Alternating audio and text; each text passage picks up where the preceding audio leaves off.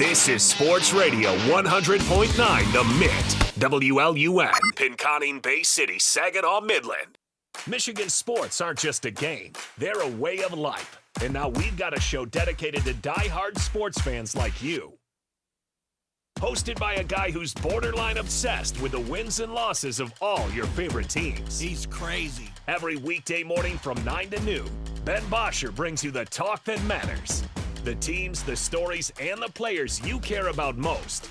This is the Ben Bosscher Show, built by Bresky Siding and Building Repair. Remember that.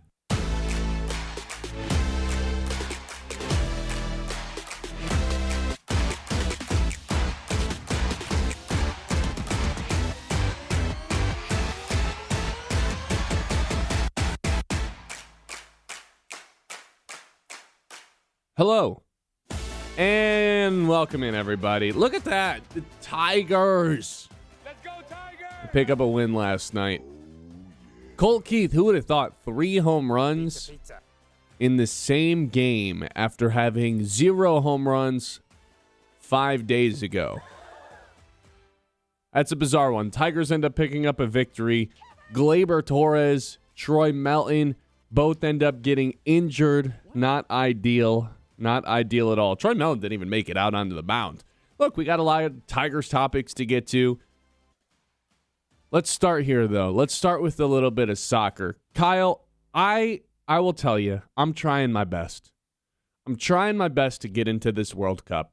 Everybody's talking about it. You go downstairs, everybody's got it on their monitor. It's something that's just acceptable to have on in the workplace right now. There's games all day. It's one of the best worldwide sporting events that exists for every country, every culture. Everyone's got a stake in this thing. I'm trying my best to get into it. I want to enjoy it. But let's read some scores from yesterday, shall we? Spain versus Cape Verde, 0-0, draw. Belgium versus Egypt, 1-1, draw. Saudi Arabia versus Uruguay, 1-1, draw.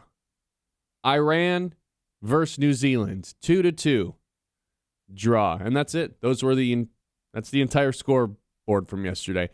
Kyle, I'm trying my best to get into this World Cup. I want to like it. These ties are not helping. What is this? This is the world's biggest tournament. This is the biggest sporting tournament that we have in the entire world. And it feels more likely than anything else that once the games start, they will end in a tie. I do not understand how that is the way that this tournament it works. Look, I'm not a soccer expert. I maybe put it into overtime, do the less players on the field like they do in hockey to increase the scoring. I don't know, go to a smaller field or something. Do a shootout. I don't know. What I do know is the ties, they are turning people off from the sport, including myself. It's part of the reason I've never really been able to fully love this sport or even like it. I'm trying to, Kyle, but good God, man, the fact that there are so many ties, the fact that I can throw on one of these games, one of the 3 that starts today, and it just feels more likely than not that I'll spend 2.5 hours watching a game that's going to result in the exact same score. It's having a hard time pulling me, and I'm sure a lot of other people, into this tournament, if that's going to be the case. I know the overtime rules are a little bit different once the elimination stage starts, because you can't have ties there. But even in the group play, where you're trying to make it out of your group, what is everybody just going to have the same record? Everybody's going to have the same record because everybody's got ties on their... I don't like it. There's something about it that I'm trying to fall in love with this tournament. I'm trying to enjoy it. But between the ties and the flopping, oh my God. I thought the NBA was bad. I thought Oklahoma City was bad with the flopping. Every time someone gets bumped here, it's right to the shin. It's like the Family Guy meme. You know the one I'm talking about where Peter ends up falling on the ground?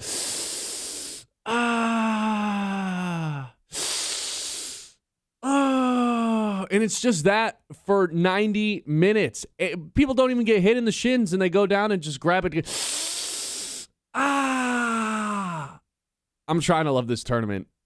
Maybe it's just not for me. Where have you stood on this tournament so far? Well, I mean, I look, I've been pretty not shy to hide that I'm not the biggest soccer fan in the world. It's not my. It's never been something I've really gotten into. But sure, I mean, I pay attention to the World Cup. It seems like the Spain draw yesterday was a pretty big deal, like a humongous deal. So Not a single goal scored in that one. that's great to see that. Did you see too that the goalie for Cap Verde got 4 million followers on Instagram or something? Yeah, he went from 3.7K to 3.7 million followers in a 24-hour span on Instagram. That's great. That's great. He just became a world hero in his country. ... For tying. I mean, he didn't allow a goal, so he does deserve to be For sure. to get the flowers. For yes. sure. Oh, the team must have won, right? If they allowed 0 goals. Nope. It was a tie.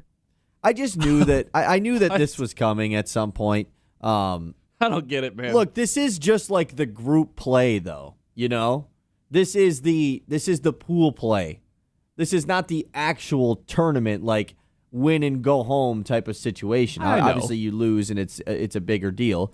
And I think the easy counterpoint is, well, your favorite league has ties in it too, and you still watch it, and you still really enjoy it. You still watch it more than anyone in the NFL. Sure, but there is one tie a year in the NFL after they play in overtime, in which now the rules are set up to where there's no ties, it feels like. Now the rules are set up to where, well, you're going to start the ball in the 40, so all you got to do is, go 20 yards, and half the kickers in the league are going to be able to boot a 60-yard field goal.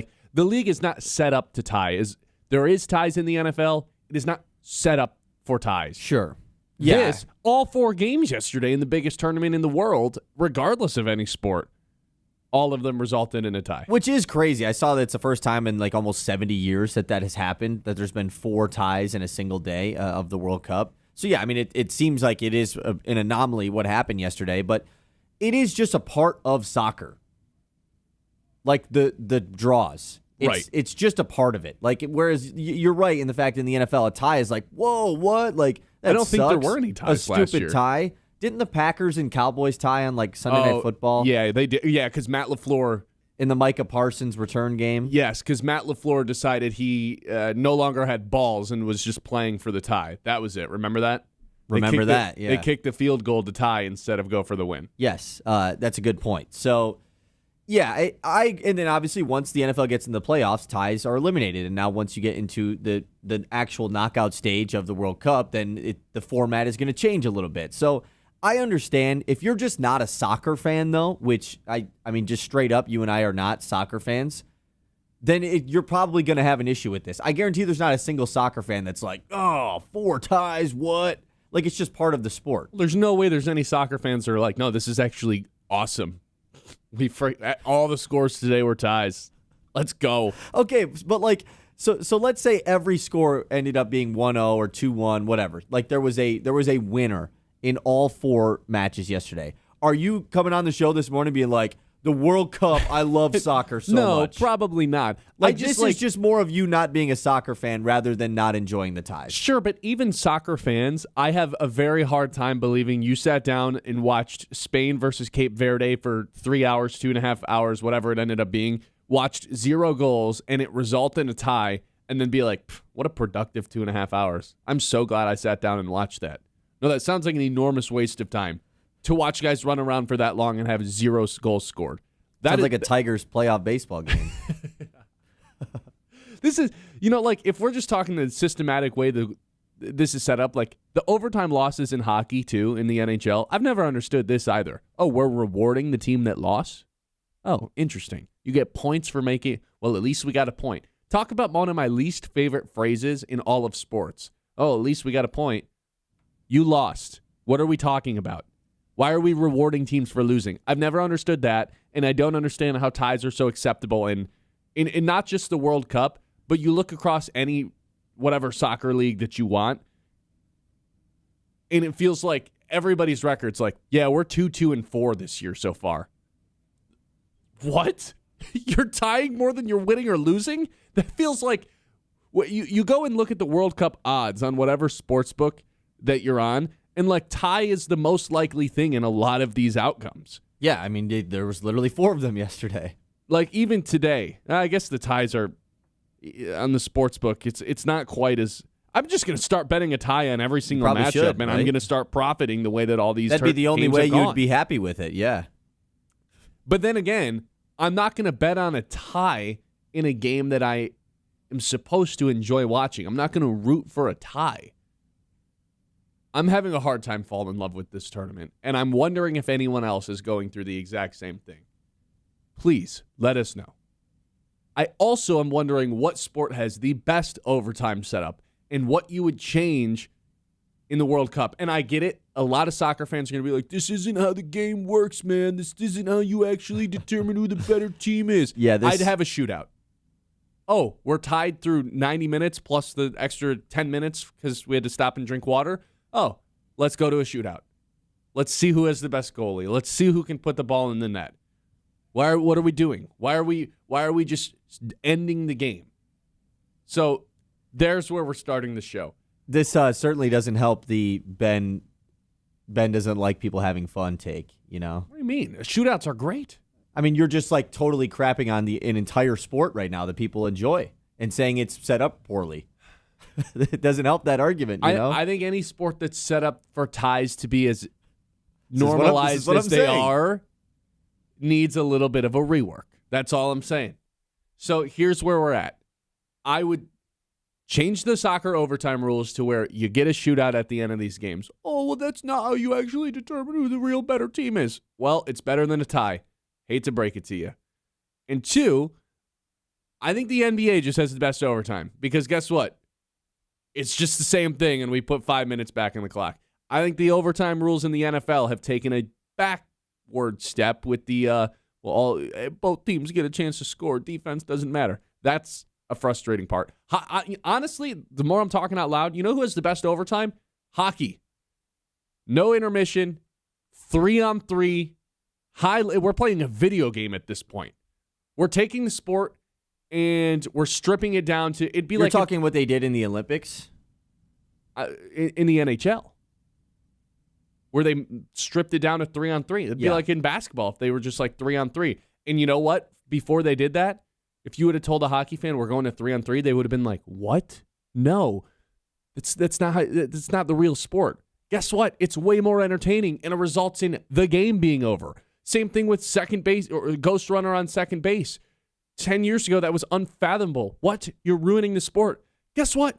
It's good for the sport of baseball that these games aren't going into the 18th inning inconsistently. Now, if you want to tell me in the playoffs you'd prefer no base runner on second base to start out an extra inning, sure, I'm probably with you on that. But in the regular season when there's 162, yeah, let's get this thing over with. Put a runner on second base and let's see what happens. So the Major League Baseball has adapted in a great way. 10 out of 10 extra innings rules that they have put in place in the last 7 years. Hockey, same exact thing. Yes, we are doing something way off the grid. We are doing something against the grain. But we're going to move forward and not backwards. 3-on-3. Congratulations to the NHL. You've cracked it too. The NFL, in an effort to avoid ties going forward, well, now we want more scoring. Let's put the ball in the 40 instead of 35 or whatever it ends up being in overtime, where it's so easy to get into field goal range. Awesome. We're promoting no ties. NBA, it's pretty simple. Put 5 minutes back in the clock. Then you have soccer. It's just like, we don't care. We'll tie. We don't care at all. I really failed to understand that one. 989-837-6125. It's the Ben Bosscher Show live here on 100.9 The Mitt. 9 o'clock hour, as always, is brought to you by Iron Stack Technology. You know, we talk about the game plan all the time on this show, the execution of it. And that's how Iron Stack approaches IT. They help businesses stay secure, efficient, and ready for what's next so you can focus on your mission instead of your technology. Iron Stack Technology, solution-driven mission focus. You can check them out online at ironstacktechnology.com. Should also tell you that you got to support the pride, passion, and tradition of Northwood Athletics this upcoming school year. From packed gyms to big plays on the field, the Timberwolves compete with heart every single day. Catch all the action and cheer on Northwood Athletics as they continue to build champions in competition, the classroom, and the community. The Ben Bosscher Show, built by Bresky Siding and Building Repair.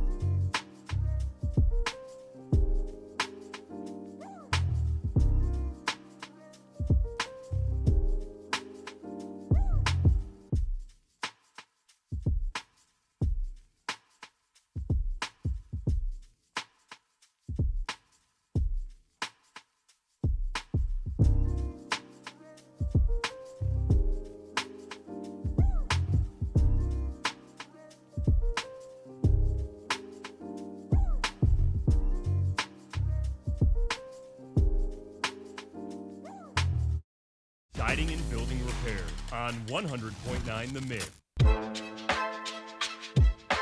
Look at this text that we just got, Kyle. We got a text that said, I'm trying to get into the World Cup. I really am.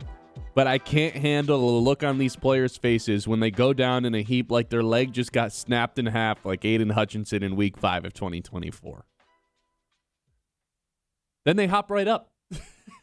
It's crazy. I thought we had bad flopping in the finals, man. I thought we had bad flopping with OKC. These guys go down at any, like, they go down like flies. And they go and hold their leg, and then as soon as they decide that they're fine, they just pop right back up. Half the time, they don't even get kicked in the leg. They just end up falling down because they get tripped in some way, shape, or form, and then it's right to the shin every time. I'm trying to get into this thing, man. That part of the game is crazy to me.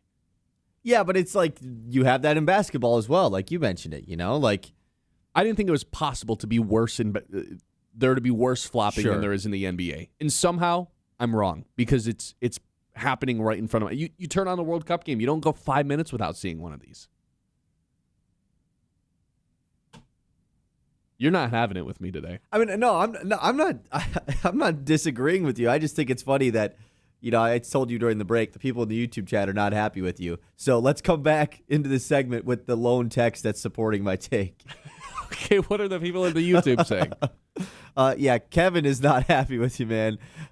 It's group play. Draws are part of the scoring system. Soccer doesn't take place in the vacuum of single games. Table positioning and point jostling is baked into the sport. Some of the magic a country can draw, and it's like the biggest day of the last 50 years for their entire nation. That's sad for that nation then, regardless of what the nation. We tied, and it's the best. Flood the streets. Let's do a parade. We tied. We didn't lose. Is this Little League? Gary says, love the World Cup. It's refreshing to watch close play noted and play continues rather than NBA or NFL analyzing it for the next 5 minutes. And then he also says, it's refreshing to watch a professional sporting event where the last minute of the contest doesn't take a half hour to complete like the NBA last 20 seconds takes a half hour to watch. That is a fantastic point. You know, I've always wondered why their clock just doesn't stop and then what the point of the garbage time is at the end where they add the time. I've always wondered, why don't we just stop the clock and then it's a hard stop at 90? That's a good point because then you don't have nonsense happening at the end of the games where it's stop, start, stop, start, stop, start. I've never thought about that. So shout out to Gary because that's actually a good point as to why. I would still stop him for the hydration timeouts. I don't get why the clock continues to go through the hydration timeouts. It just keeps rolling. Also, those are brand new, right? How did we not have those know. in Qatar, but we have them here? The hydration timeouts. That part of it confuses me as well. What would you say the best overtime is? Because I do think that we have to give props to both Major League Baseball and the National Hockey League for being really forward-thinking with the way that they've changed their overtime rules over the past couple of years. In the NFL, you know how I stand with that. I don't like that they softened it up and made it much more offensive-focused. I would have, like, for a league that prioritized scoring, I would say in overtime, let's really try to get a team to get a stop. But it's resulted in less ties, so I guess I'll take it. You got to reward those three leagues for being forward-thinking with the way that they've set up their overtimes. Sure, and like anytime you have to make a monumental change to a sport, like it's like hats off to you for being willing to make that serious of a change. I mean, it's a dumb answer, but basketball is the best overtime because it's never had to be changed. Correct. It's never had to be. There's never been an argument about, oh, I don't like the way overtime works. Throw 5 minutes back in the No clock. one has that argument with basketball. So basketball's overtime because you want to know why? College is the same. You know, college, pros, high school, whatever level you're talking for overtime, it's the same. Whereas you have every other sport's like, wait, college football, everyone loves the college football format. Yeah, I was going to say college football actually might have the best But overtime. do they? Because it just results in the game being way longer than it probably should be. And that's the whole reason why the NFL hasn't adapted that system. But college football has also changed their overtime rules over the past couple of years. Yeah, where with what is there now? 2 overtimes, and then you I start think as the 2-point conversions? The third overtime is 2-point conversions only, I believe. And I think even in double overtime, you have to go for 2. You can't kick the extra point. So, yeah, they've tried to obviously fix things to make because that was the whole reason why the NFL wouldn't adopt the college football overtime is because, well, we don't want to go to 7 overtimes like multiple college games do every year. Every kicker is just drilling that field goal as well if you start where college starts. It completely inflates the scoring and statistics, which I understand in college that's less of an issue because there's so many teams and games going on. But in the NFL, like that truly does matter a ton. You know, it hurts if there's a good defense, you play double overtime, you're just giving up 2 more touchdowns. When you could have had a great defense all season long, that's going to hurt that. Or from a fantasy standpoint, you're in the title game, and all of a sudden the team's playing in triple overtime. Somebody picks up their 4th touchdown. I will say, though, the NFL overtime system certainly is not perfect, and everyone has their own opinion on how overtime should go. I've just never thought that a game should end in a tie in the NFL. We can talk about it with soccer or whatever, like make that take, but it is a part of that league, and it's a part of that sport in general. Tying in football is not. Like, you just should never tie in an NFL game. And so, especially when there's only 16 or 17 games now and, like, all of them matter so much, it really messes with the standings and everything. That one's just tough because if you throw another 10 minutes back on the clock, it's like, oh, my, like somebody's going to die out here. People are throwing out the field goal off. It's like, if we get to the end of overtime and we're still tied, line them up from 50, line them up from 55, line them up from 60, then go 2 yards at a time, see who's got the best kicker with the longest leg. I've seen this take. That'd be great. It would be entertaining to have an entire game in a season that every game really does mean so much. Rely on the kicker. Yeah, but how many times does a game actually get to the end of overtime in a tie? Once a year? So once a year we get a kickoff? That could still completely shift things, though. Have a better kicker. Would you rather have that or a tie? That's why the Cowboys pay Brandon Aubrey, you know? I mean, you just said you don't kick off? How would you do this? A field goal off? You just said this sport should never have a tie, but it gets really logistical-wise to throw another 10 minutes on the clock and do more. Like, you're just putting everybody at risk. I've always thought having time in overtime is just kind of pointless. Like having just a dead clock. It should just end at some certain point. And they had it that way for a while. Like, it felt like the time never played a factor when it was the first team to score a touchdown wins. But you're relying overtime on a coin toss. That, to me, I've always thought was one of the dumbest things ever. So college football is very entertaining. I just have understood why the NFL has never adapted to it. The baseball extra innings, it's amazing. Is almost perfect. Yes. It's almost perfect. Because it still is the same. You know, like once you get to the playoffs, it goes back to what it always has been. Extra runners, see you later. I think they get rid of that in the playoffs? Yeah, that's why the Tigers and Mariners went to 15 innings. Yeah, you're right, aren't you? I am right, yes. Yeah. I think that the extra runners should be integrated into the playoff extra innings by like inning 11 or inning 12. You go 2 innings of extra innings, you get through the 10th and 11th, okay, we're still tied, boom. We're throwing that guy out there now. We're going to throw him on second now in the 12th. I think that would make it more fun, but it's no different than it doesn't make the overtime separate from the first 9 innings of baseball. Like, extra runner is cool and everything in the regular season, but the second you say, yeah, but we're changing it for the playoffs, similar to how the NFL does it, I've never been a big fan of that. It should stay the same the entire season. For some reason, I've always had...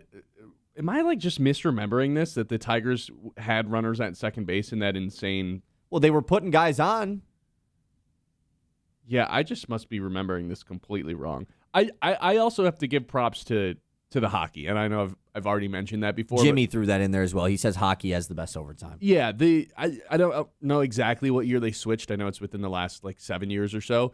When they switched to the 3-on-3, that was a monumental switch for their overtime as well, and that has worked out beautifully because they're not going to do it in the playoffs. You just stick to 5-on-5, but when you want these games to end and you don't want triple overtimes with a low-scoring sport, the 3-on-3 turns it into a video game aspect, and it's fantastic. It'd be like if the NBA turned it into 3-on-3 or 1-on-1 of some sort, which obviously they're never going to do, but we didn't think hockey was ever going to do that either.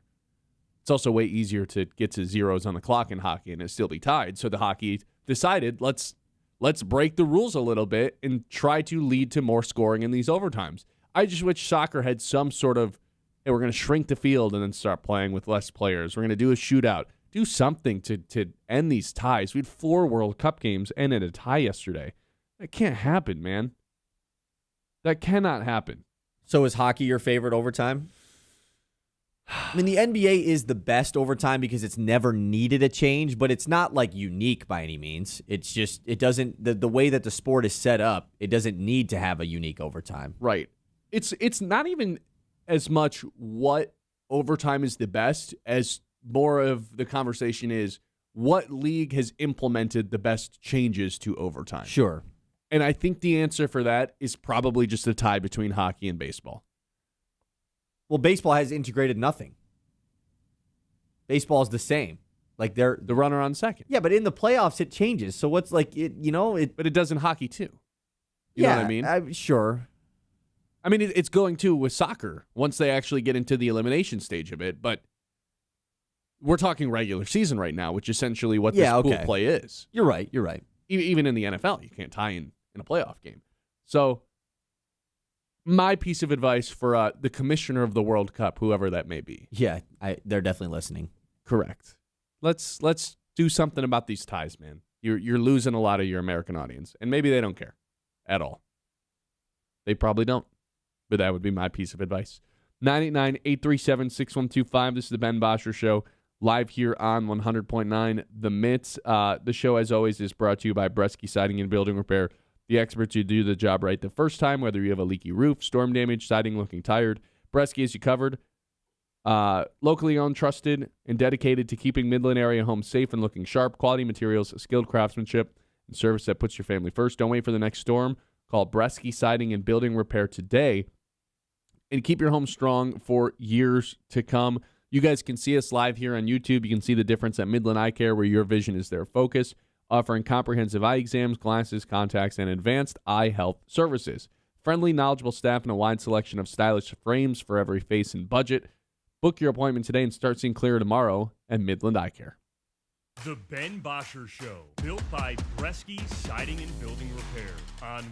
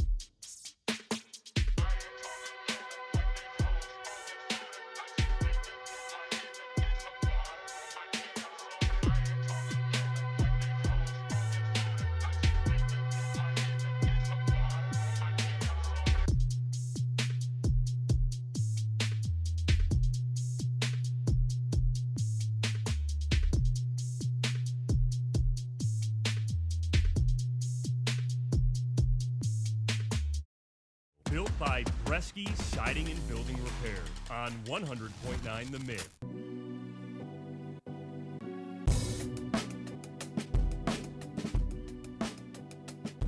All right, 989-837-6125. We'll circle back to the World Cup stuff. We'll get into a Tigers conversation at 10 o'clock. Until then, Kyle, take it away with the news. The Mitts Morning Catch. All right, it's time for the news. We've got a lot going on. This Brendan Sorsby stuff just continues to get crazier and crazier. Before we do that, though, let's look at the community calendar presented by Bresky Siding and Building Repair. The Loons are in a potential playoff push this week right here at Dow Diamond. 4 games left in the first half standings. If you're unfamiliar with how the format works, there's a first half and a second half. If you win the first half, you clinch a playoff spot. So this is important right now. 4 games, and there's a 3-way tie atop the Midwest League East Division, and they play one of the teams this week that they're tied with. So there's 4 games, a doubleheader on Wednesday, traditional game tonight at 7:05. Tickets at loons.com. I wish there was like a Fangraphs playoff predictor to give us the percentage and the odds. The Loons have better odds. Trying to actually, I watched Brad's breakdown of it yesterday that you helped make, and it's confusing even after the breakdown. It is confusing because they have to play one more game than Dayton, who they're also tied with. So that's what makes it really confusing. But the Loons do have technically the best chance to make it, just from all of the scenarios. So what would their Fangraphs odds be? 45%, I think, is what it is, because they own 9 of 20 scenarios, which would be 45%. Oh, so, wow. Yeah. Which is not knowing the numbers right off the top of your head. Well, I mean, that's pretty basic math, but... Well, I just mean the scenarios. Oh, yeah, that too. Yeah, I mean, you got to be dialed in. Okay, let's talk about this Brendan Sorsby stuff, because this is just... I thought the story of the day in college athletics yesterday was won by Michigan State, and we're going to talk about that as well at some point. But no, Brendan Sorsby swipes in after being not ruled eligible, after being allowed to play for now, I guess, from a court ruling. This was a week ago, 2 weeks ago at this point. Brendan Sorsby is going to apply for the NFL supplemental draft and forego this fake eligibility that he was rewarded for playing at Texas Tech this season.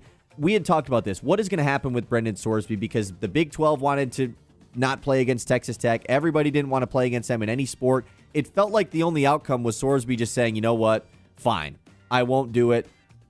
All this blackmailing that everyone is sending our way, it worked. Shout out to you. Cody Campbell, chairman of the Texas Tech board, said in a big, lengthy statement yesterday that Sorsby will not be a part of the Texas Tech football team this fall. And he says the supplemental draft is the only viable and fair path for Brendan Sorsby's future, and also stated that Texas Tech will not seek the return of any NIL money paid to Sorsby to join Texas Tech as well. So he finessed him, basically. Now I wonder, now that the attention is turned to the NFL. Yes. Because he's clearly going to try to get this supplementary draft. For those who don't know what it is, you can use your 2027 draft picks and basically bid on Brendan Sorsby in the supplementary draft. Whoever bids the most amount of picks or the highest draft value gets Brendan Sorsby. I wonder if the NFL steps in and is like, you thought you were coming to the league, dude? Brother, you bet on your own games. That is the ultimate no-no in this league. Yes. No, you are not welcomed here. Goodbye. That is what I hope happens. I don't want that guy playing in the NFL. It's what I wonder if the NFL is going to step in, because the NFL has been clearly more anti-gambling than college has, at least in the last so many years. At least they seem to have more power than the NCAA does. Correct. We know that Calvin Ridley was banned for a year. I was doing a little bit of research on this, though, just to see, was there any guys that bet on college that played in the NFL? And it was brought up in my brain. Kayshon Boutte did this. After he was drafted by the Patriots, a month after, basically got found out that he was betting on college football when playing college football. And he, of course, is still playing. Now, it was a little bit of a different situation just because this was after he was drafted, and he was drafted in real life. But the NFL did not suspend him at all. He's faced no suspension in the NFL. So it makes me wonder if the same thing is going to happen with Sorsby. If they also bring up, I never knew this, there was this quarterback that was going to play at Iowa State that bet $15 on Iowa State to beat Oklahoma State football in a game he didn't play in, $15, and was banned from playing Division I football for the rest of his life. And this guy bet $90,000 worth of sports bets. Yes. This is going to be really interesting because Brendan Sorsby, ESPN did a long article basically saying, like, what is his NFL draft outlook? He would have been the number 3 or 2 quarterback in this year's draft, in the 2026 draft is what it sounds like. Would have been a first-round pick. They have him ranked as the number 3 quarterback going into next year's draft behind Arch Manning and Dante Moore. So, like, is a guy that teams are going to want from a football player standpoint. I think the Browns should pick him up. Is it worth the baggage? There's no way, right? What team could use some bad, like, just any a all lot publicity of teams. is good publicity? Oh, you're saying could use the publicity? Oh, like, not even just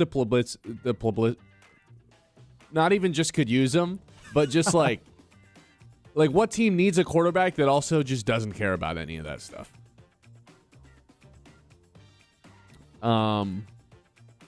I mean, maybe the Cardinals. The Browns clearly don't care about any of that stuff. They traded for Deshaun Watson in the midst of one of the largest allegations we've had in the NFL in a while. So, like, you think Atlanta would be like, we don't care. We need a quarterback. I think there's a lot of teams, like the Pittsburgh Steelers. How did they not drop a 3rd-round pick for Brendan Sorsby, right? Especially if he faces a 1-year suspension. Okay, perfect. He can sit while Aaron Rodgers is our final year, and then boom, we got Sorsby going forward. Like, I think he gets picked in this supplementary draft, which... A 3rd rounder is expensive. Is it? This guy was supposed to go in the 1st round, it sounds like. Next year. Yeah, you're exactly. You don't have to spend a 1st-round pick on him. You get to spend a 3rd-round pick on him. Yeah, but, like, there's also... You got to let an entire season play out and see if you actually are worth a 1st-round pick. You know, like, of course, Arch Manning was supposed to be the 1st overall pick this past season. He didn't even go to the draft. But he wasn't good now, enough. like, he was like... The sources said that if Sorsby would have entered this year's draft instead of doing the Texas Tech thing, he would have went in the 1st round. I would say the over-under on rounds, like the draft pick that ends up being used being 3.5, is probably a good line. That seems fair. And I would take the under as in it takes less than a 3rd round pick. And that's what's going to be the weird part about it because they do a lottery to determine the order of the supplementary draft, and then It's not just a waiver order? No, it's a lottery system. Now, the teams that were bad have better lottery odds. So, like, the Raiders will have the best odds, even though since they were the worst team last year. And is their offer public? And I don't believe so. The next team has to... So, like, let's say the Raiders go first. They get to go. Let's say they throw up a 3rd-round pick. And then the Jets are up next, and they're like, you know what? I feel like they probably offered a 4th-round pick. We're going to offer a 3rd-round pick. The Raiders would get him since they offered the same thing, and the Raiders were up first in the draft. But I don't think it's public. I would assume it's not public, right? Yeah, it couldn't be. Kills the whole purpose of it. So this is going to be pretty interesting. There also isn't like a specific date for the supplementary draft. I was looking this up. There's usually not one. Yeah, they just kind of figure it out. They'll do it at some point. But yeah, I think he gets picked. I just don't know if he's going to get suspended or not. This is a very interesting topic here. We'll do just 1 or 2 more things in the news, and we'll save the rest for later. I mean, we're going to do Tigers next anyways, so whatever. We'll just do all the rest later. All right. 989-837-6125. This is the Ben Bosscher Show. We're live here on 100.9 The Mid. Locally owned, proudly family operated. That's Ace Hardware, downtown Midland. Your go-to spot as we gear up for spring. Stop in on East Main Street in the heart of downtown Midland. We're in summer now. Yeah. Keep your lawn in shape all season long. Need the tools? Head to Ace Hardware. Downtown Midland, helping you get ready for the season ahead while supporting your community, all in one stop. The Ben Bosscher Show, built by Bresky Siding and Building Repair on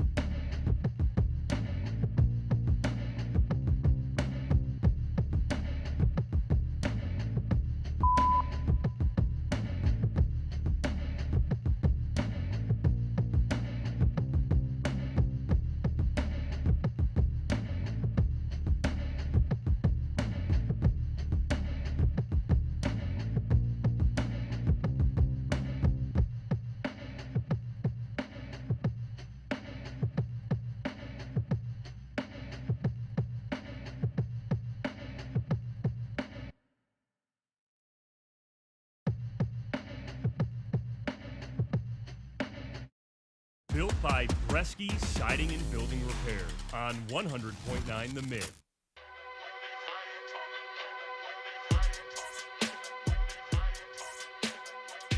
It was a nice win for the Tigers yesterday. Unfortunately, it does not come with a lot of good news. That's the injuries included. Gleyber Torres looks like he may have re-injured his oblique. Troy Melton doesn't even get out onto the mound. He was supposed to start, gets scratched due to back tightness. And then on top of that, the All-Star voting came out yesterday, Kyle, the first wave of it. Did you happen to see this and where the Tigers rank for all their guys that are potentially up for All-Star nods this year?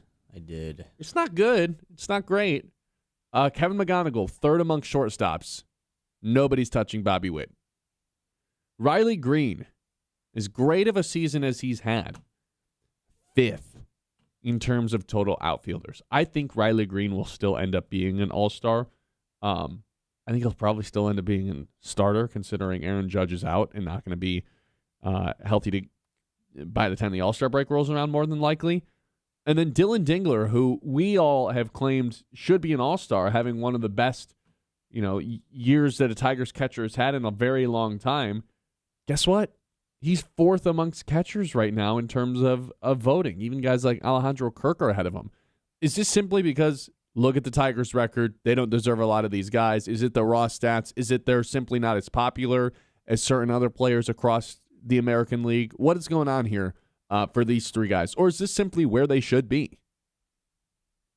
I mean, for Dingler, the Alejandro Kirk being above this is just another example of the Toronto Blue Jays just have all of Canada behind them to vote. So they're always going to be, the vote getters are always going to be Toronto guys at the top of it every year. So, yeah, I mean, that's why you obviously have Vlad Guerrero ahead of a guy like Ben Rice. Ben Rice is just 100% having a better year. Vlad Guerrero, who has 3 home runs this year. Yeah, Ernie Clement is the second base leader with 900,000 votes. Look at how much the second place guy has. 287,000. Correct. Like, the voting, whatever. The voting is all about the Toronto guys and the fans, at least, though them having more than everyone else. So that's different. But, yeah, from the perspective of the Tigers not being great. I mean, I've always felt that way, right? If your team is not having a good year, you shouldn't be represented at the All-Star game by having a ton of guys. And it's why last year, the Tigers, when at the time, I believe at least when the voting started, were the best team in baseball, at least the best team in the American League. Had guys like Zach McKinstry getting votes to be in the All-Star game. Javi Baez to be in the All-Star game. Like, they didn't have spectacular years, but it's because the Tigers were great and it felt they needed to be represented in the All-Star game even more than they already were. So, yeah, I 100% think the Tigers' record has something to do with this, for sure. Yeah, I of course do too. As much as I would love to say Kevin McGonigal is having an all-star type of season, it's just really going to be tough for for Kevin McGonigal to ever be named an all-star when he plays in the same league as Bobby Witt Jr., who just so happens to be one of the best shortstops we've seen in the last decade and is young and not going anywhere and also stuck on a pretty awful franchise. And as long as that's the case, Bobby Witt Jr. will just continue to be their lone all-star every year. He'll be in that starting shortstop role, and McGonigal's going to have an unreal season to even come close to overtaking that starting shortstop role in the All-Star game. Riley, I was a little surprised to see Riley Green 5th, though. With how great of a season he's had, you got Aaron Judge, Mike Trout at 1 and 2. So one of them's hurt, and one of them, I know Trout's had a great year, but also somewhat of a legacy, just going to rack up a lot of the votes. Bellinger at 3, Byron Buxton at 4, and then Riley Green sitting at 5. Maybe the Tigers fans just haven't woken up and realized that, hey, man, time to go vote for your guys, because they're trailing a lot of other, like, it feels like they don't even realize that it's time to go vote. And maybe that's sour taste in the mouth because of the losing that's happened. But Riley Green being below Buxton and below Bellinger caught me off guard for the outfielders. It also just plays, and I mean, Bellinger's having an unbelievable year, so, like, Bellinger absolutely deserves to be there. But a lot of this, like, have you done all-star voting? No, I haven't, and I think I'm guilty of, like, I'm part of the problem. And I honestly never do either. Like, maybe the day that it comes out, sometimes I'll be like, oh, sure, I'll fill out a ballot, but, like, I certainly did last year the way the Tigers were playing. Yeah, exactly. And I think that's kind of the take here is that MLB fans, like the ones that actually are doing the All-Star voting, that are paying attention to what's going on across baseball, you're just going to put in names of the teams that are playing well. The teams that are having good, but not even just the stars. Like the teams that are having good years, you feel should be rewarded for that. And that's always been how this has gone. And so I think that's why you see it falling the way that it is currently right now. Now, Riley Green, I think the way that the All-Stars work for the outfielders is the top 6 advance to the next round of voting. So him being 5th right now, okay, he's got a chance to move on to phase 2 of voting, which is nice. Everyone else, no, which stinks for Dylan Dingler the most. Like, I absolutely thought Dingler would be the guy that would get into it. Yeah, Dingler being 4th on this list is blasphemy. Like, Dingler should be the second catcher. Like, you can make the argument for Shea Langoliers, which shout out to him for having as much voting as he does right now. Obviously, when people are voting for catchers, they probably just see him at the top because he has the best hitting numbers of any catcher. So that's why he's probably getting all the votes. But also, the A's fans have been so tortured for so long that even in a season like this, which I think as of right now, they're still below 500, it feels like an enormous win of a season the way that 100%. Their offense and he has deserves been playing. Like he does, like Langoliers deserves it 100%. But Dingler deserves to be the other catcher as well. So the A's are 500 right now. They may as well be 15 games over. They haven't sniffed this in years. Yeah. Yeah, the Kirk one's mind-blowing. Not a huge fan of that. It has made me like look in the mirror and be like, hey, man, you got to go do your due diligence and put Dingler in the All-Star game. You got to vote. Yeah, you got to vote. 989-837-6125. So here's the deal. I want to have a more in-depth Tigers conversation when we come back to lead off the 10 o'clock hour, revolving A.J. Hinch, who these days is known as A.J. Pinch. Some bad numbers. Some really lack of support for A.J. Hinch coming at 10 o'clock. Look, we'll circle back to the World Cup eventually, too. We got an Around the League. Kyle, I want to put your knowledge up to the test on what sort of numbers mean in Around the League. I am very excited about that. You guys can see us live here on YouTube today. And also, follow us on Facebook, TikTok, Instagram. And that's all of them. So we appreciate you there, too. Hey, it is officially golf season, and if you're like me, you're looking for new places to play. Golfers, look no further. Apple Mountain in Freeland, where every round comes with a side of scenic perfection. Championship-level course, beautifully maintained, just the right mix of challenge and fun. When you've wrapped up 18, head to the Apple Mountain Restaurant, the perfect place for casual elegance and spectacular views. Whether you're playing for score or just soaking up the atmosphere, Apple Mountain is your place to unwind, recharge, and enjoy the game. Apple Mountain in Freeland, minutes away, but miles from ordinary. Tee up there this summer. This is the Ben Bosscher Show. We're live here on 100.9 The Mitt. AJ Hinch, the Detroit Tigers, when we come back. The Ben Bosscher Show, built by Bresky Siding and Building Repair on 100.9 The Mitt.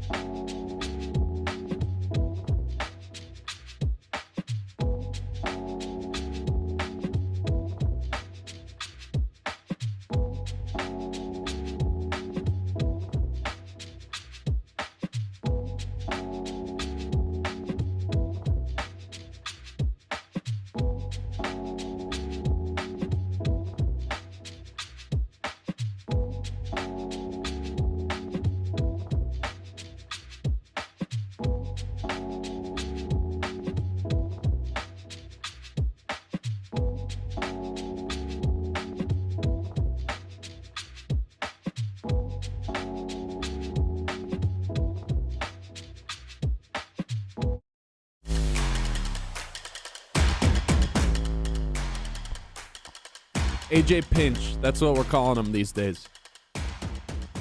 It's so strange to do a 180 on someone that you once really stood up for and stood your ground for and defended and shielded. And now it's like, I don't really know if I'm in the business of doing that anymore. You and I both have been in the camp of pro AJ Hinch for a while here. I have no defense for this stat that I'm about to tell you, though, Kyle. The Tigers lead Major League Baseball with 90 pinch hit at-bats this season. 90. You want to take a wild guess as to how many hits they have in their 90 pinch hit opportunities? Probably pretty bad since you're gassing this up. 12, which is the average amount of pinch hits this year across Major League Baseball for any team. Not just the ones that pinch hit a lot, not just the ones that don't pinch hit. That is the average. They are not. They are 12 for 90, which is a 133 batting average, which is ironically basically the same batting average that Jahmai Jones has in total this season. I don't get it anymore, man. What has to happen for Jahmai Jones to A, not be on this roster anymore, B, stop pinch hitting for guys who are productive players in the lineup like Kerry Carpenter and like Colt Keith, who's suddenly come along? I really am struggling to understand what the justification is for this lefty killer who's hitting 163 against lefties. And to put that into perspective, the last 3 years, Kerry Carpenter's hitting 180 versus lefties. So what are we doing? What are we doing, especially when it happens in the 6th inning, and then he has to hit again versus a righty in which he can't hit as well in the 9th inning when it could be Kerry Carpenter? That, like, I know we've been doing this conversation for 2 years. In evidence of the past, last year would tell you this has worked because Jahmai Jones had his outlier season of his career. He hit 280. He really was a lefty killer. But for this guy's career, he's a 215 average guy. He had one outlier season. What else has to happen this year for him to be removed from this situation to where they're not going to allow him, AJ Hinch is not going to continue to put him in the games so early on and force we're going to force the other manager to make a decision. No, you're forcing yourself to make a decision, and it's going to cost you in the 9th inning because Kerry Carpenter is going to be on the bench against a right-handed pitcher. I mean, the manager's celebrating when Jahmai Jones comes into the game. Right? Like it's an not even auto out. It's not even the fact of like Kerry Carpenter's on the bench. No, you just have like one of the worst hitters in the sport in the lineup.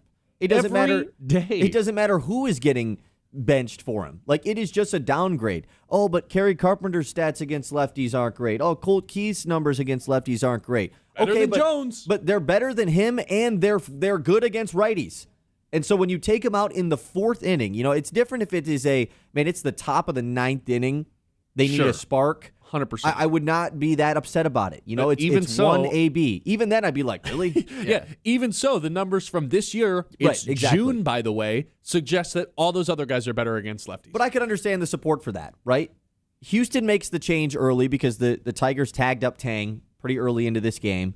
So they go to the lefty in the 4th inning, and this was after they had gotten to 3 runs across the board. It's 5-3. Like, it's not like this was the blowout quickly. Houston had got back into this thing. You pinch hit Kerry in the 4th inning? Inning 4? Like, what are we even doing here? Do you think Houston's going to just pitch lefties the entire rest of the game? Like, I just don't. It's automatically like, oh, cool. They just made their move. We're not getting a single at bat. Like, you doing that decision that early, you're basically saying I would rather Jahmai Jones potentially face 2 righties the rest of the way just for this one lone lefty at bat because I don't want Kerry Carpenter to face a lefty that bad. That's what you're saying. What message does it send to Kerry? What message does it send to Colt Keith that this guy that has a 131 average this season is pinch hitting for both of those guys? It's a terrible one.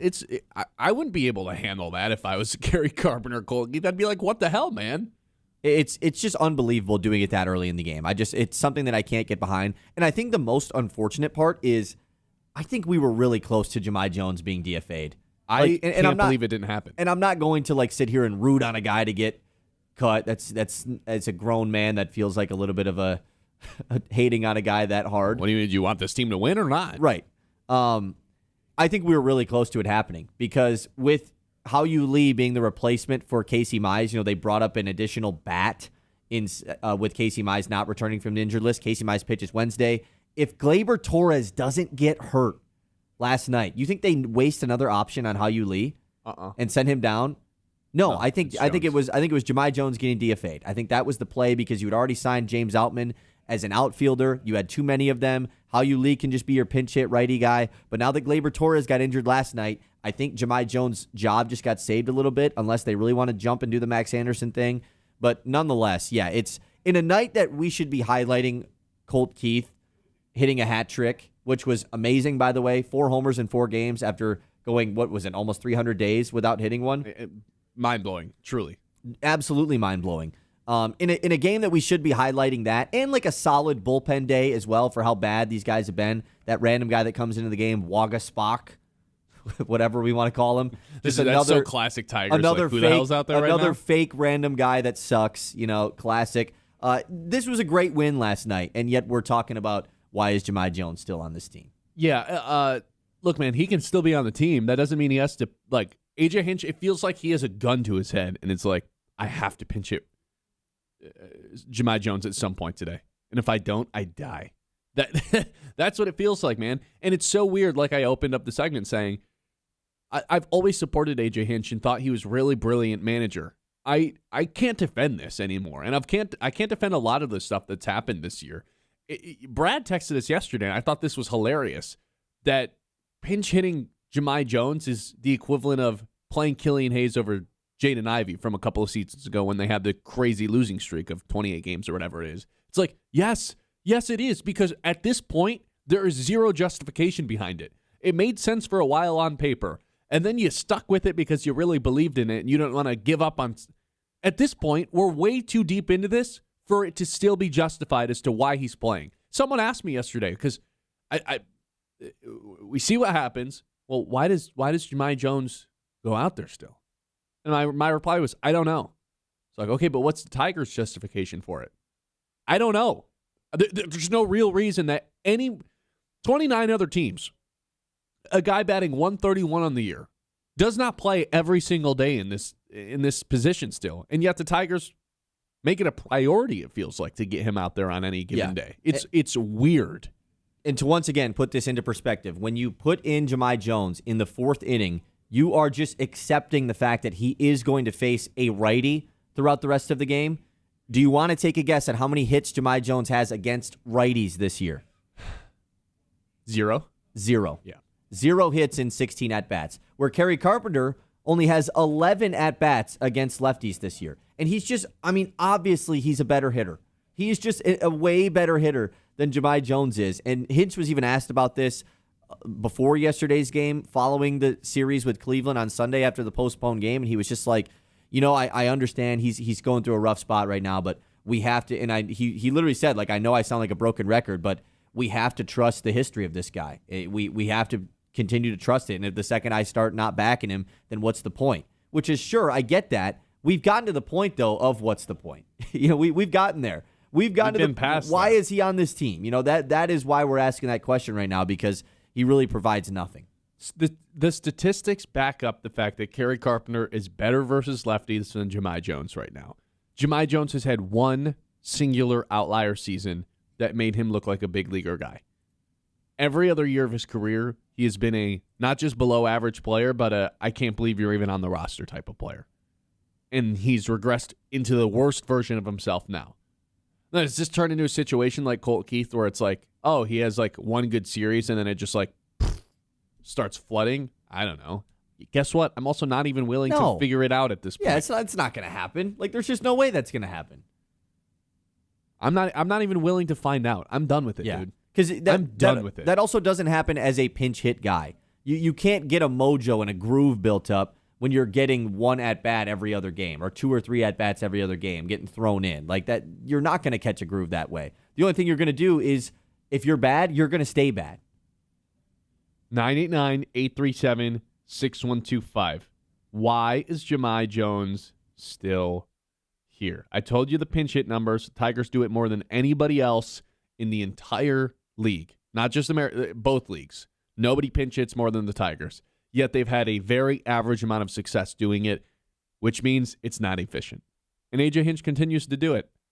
I have been on the record before saying Kerry Carpenter should not get the at-bats versus lefties. You and I were saying this last year where it's just like, yeah, it's too late for him, man.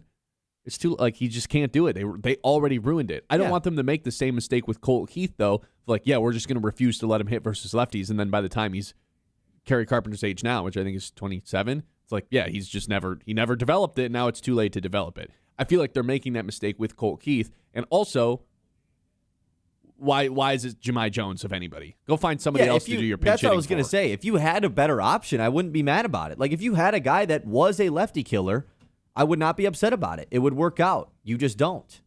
So who's fed up with the Jahmai Jones, Kerry Carpenter, Colt Keith debacle? We'll keep it rolling when we come back. 989-837-6125. Got the YouTube as well. This is the Ben Bosscher Show live here on 100.9 The Mitt. The 10 o'clock hour, as always, is brought to you by Aired Insurance. They're all about putting you in a better position, whether it's your home, auto, life, or business coverage. They make sure your protection actually fits your life. If you're looking for a team that takes the guesswork out of insurance, this is it. Be sure to follow Aired Insurance Group on social media to stay connected every day and see how they're helping people along the way. The Ben Bosscher Show, built by Bresky Siding and Building Repair.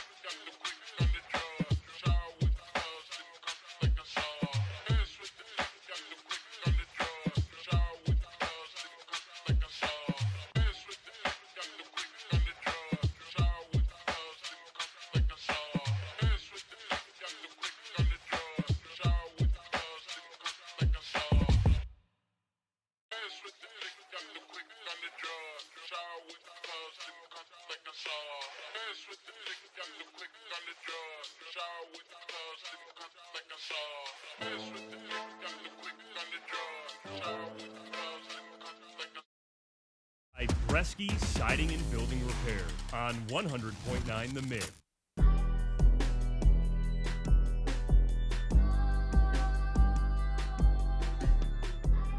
Tim says, here's a better question for you guys. Who is not fed up with the Jahmai Jones, Kerry Carpenter, Colt Keith debacle? Doesn't it feel like a little bit of a love triangle? Except AJ Hinch is kind of involved in this too, so it's a love square,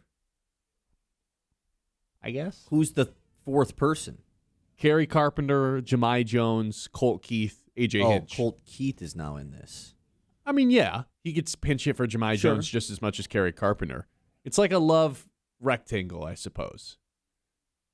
AJ's in love with the stats, and Jahmai is the stats. But Kerry and Colt Keith are in love with.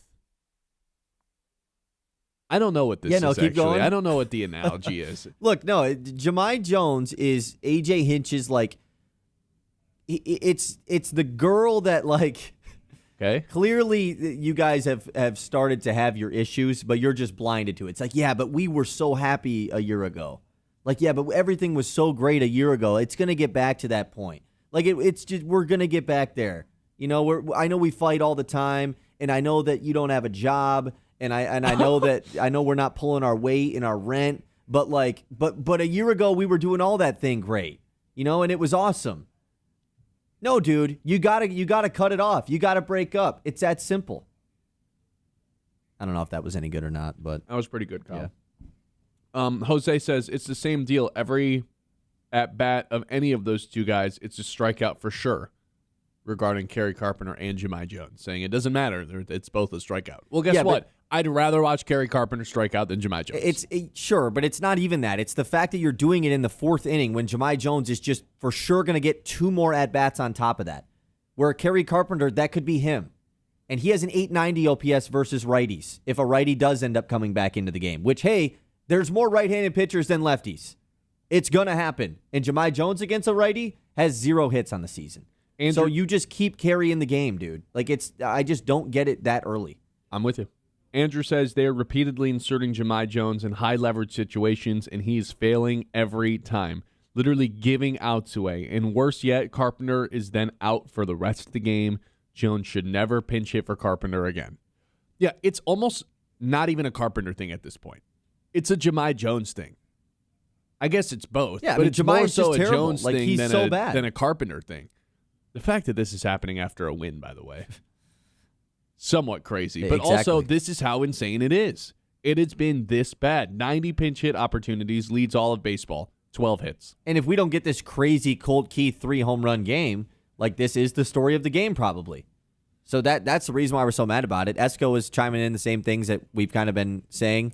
All I hear is Kerry Carpenter can't hit lefties, and yet they keep rolling out a lefty killer who also can't hit lefties. It's so dumb. I know you're going to like this text. Ty says, bring up Anderson. It's time.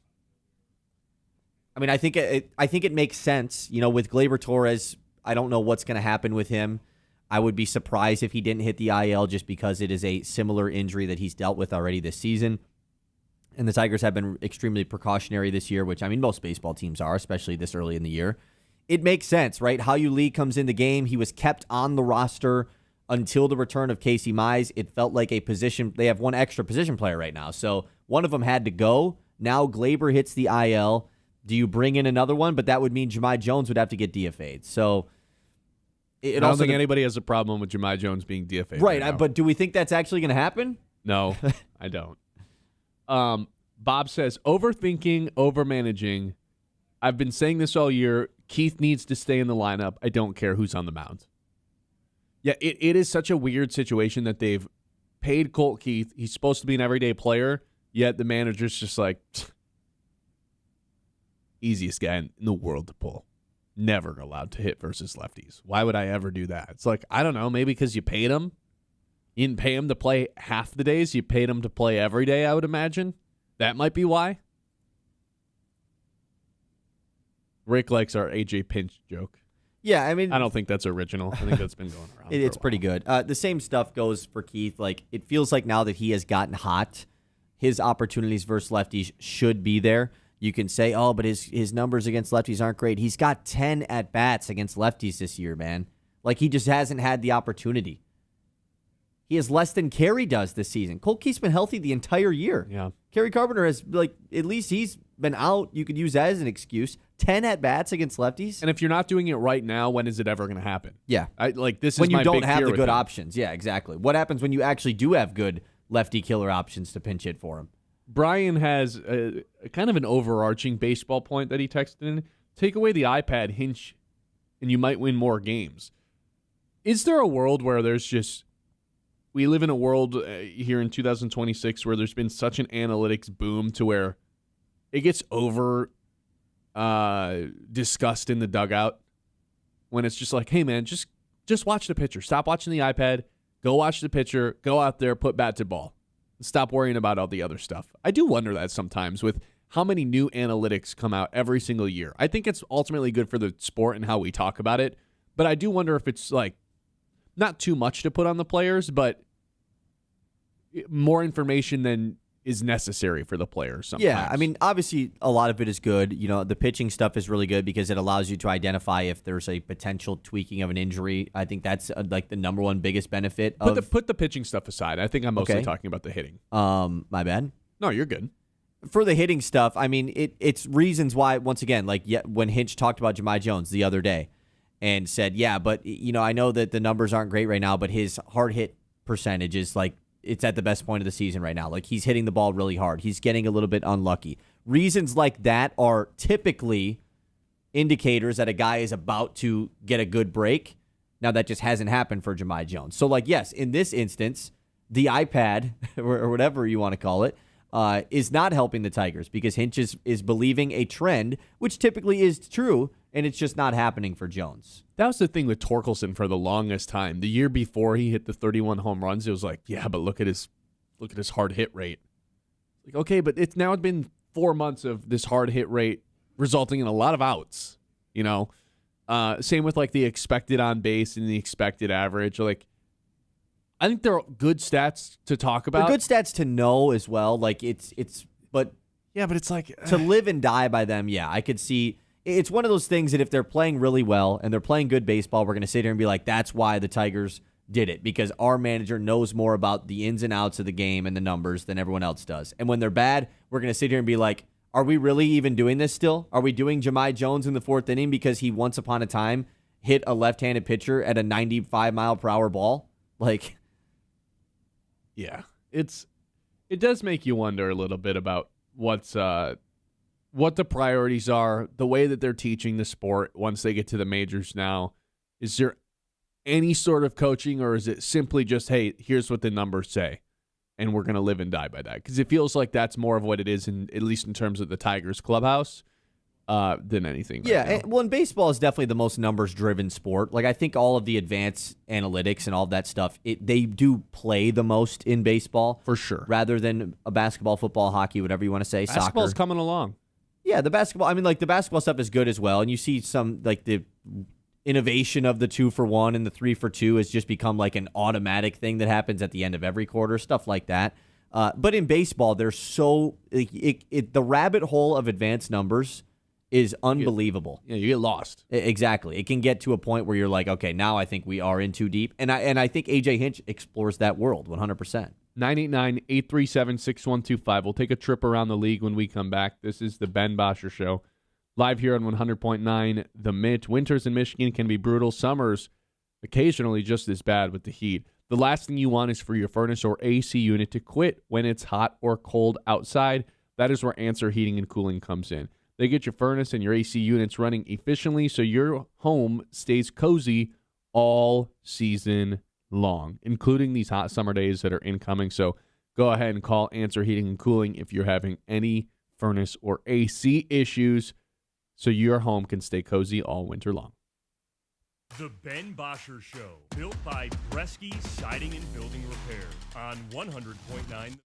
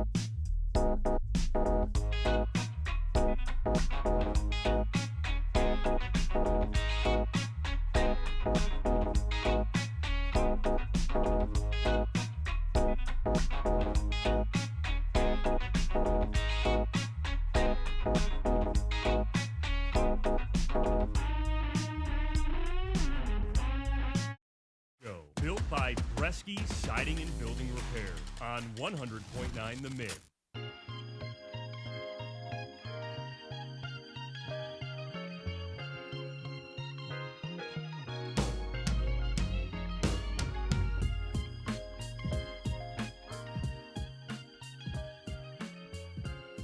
All right, Kyle, I want to put you to the test. Let's get a little football in the mix with Around the League. It's time to zoom out and go around the league. This is by Matt Okada from NFL.com. He covers the NFL and NFL fantasy content. The defining number for each NFL team this season. So I'm going to give you the team. I'm going to give you the number. I want you to give me an estimate as to what you think that number actually is. And if you get one of these correct, I think it'll be great. Oh, so I'm just going to get them all wrong. Well, you just got to guess. It'd be I impressive got to if you figure could out what get the multiple number right. means. Okay. Yeah.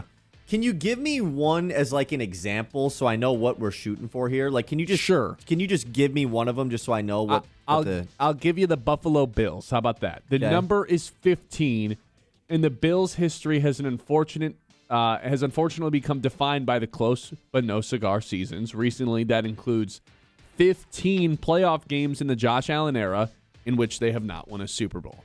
So that's what the 15 would represent.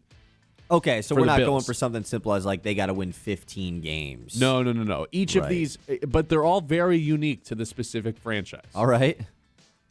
So this is tough. Like, it is. Yeah. So if you get more than one of these, like any time you get one correct, it's like, wow, that was really strong brain I execution. mean, I probably won't get one correct. Oh, We're on. gonna see. Have more confidence. All right, let's start with the Lions. How about that? Start Sure. with the North. The number is 182. What would 182 represent for the Lions? 182. Well, they haven't had any. I'm just trying to think. Maybe is it a contract situation for 182? Is this a days thing? 182 days since blank or whatever. Obviously, no Super Bowls in the Lions' history. 182. God, what could this even mean? Think offense.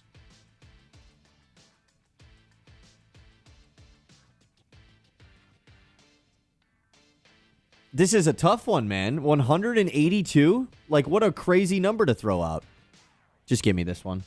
This is how many touches David Montgomery got last year in the offense. How much of it will be Jahmyr Gibbs taking more of a workload? How much of it will be Isaiah Pacheco? 182 is the number of touches David Montgomery had last year. Okay. I think every one of these that goes by, it'll start to make a little bit more sense. Yeah. Like, how do you even think of that? I don't know. You know what? Here's one for you, Kyle. The Bears and the number 4,000. See, that's an easy one. A 4,000-yard passing season for Caleb Williams. That's got to be the goal this year. Yep. Last year he had 3,942. No quarterback in Bears history has done it since Ever? ever. Yeah, ever. All right, the Packers. 78. And I'm going to give you a hint on this one. 78 through 14 weeks. 7-8? 78 through 14 weeks. Okay, through 14 weeks. Okay, so obviously the Packers have had a bit of a fall off at the end of the year the last couple years. That's immediately what goes to my head when you say through 14 weeks. But I don't necessarily know what the 78 number implies there. Maybe they're going something the Micah Parsons route with 78. Is that snaps played for Micah Parsons last year? I figured it'd be more than that. He probably did that in a single game. Yeah, I don't know. I mean, he didn't play a ton. I don't know. Give me this one. Something Micah Parsons 78 related. pressures through 14 games last season. Obviously, that needs to be higher.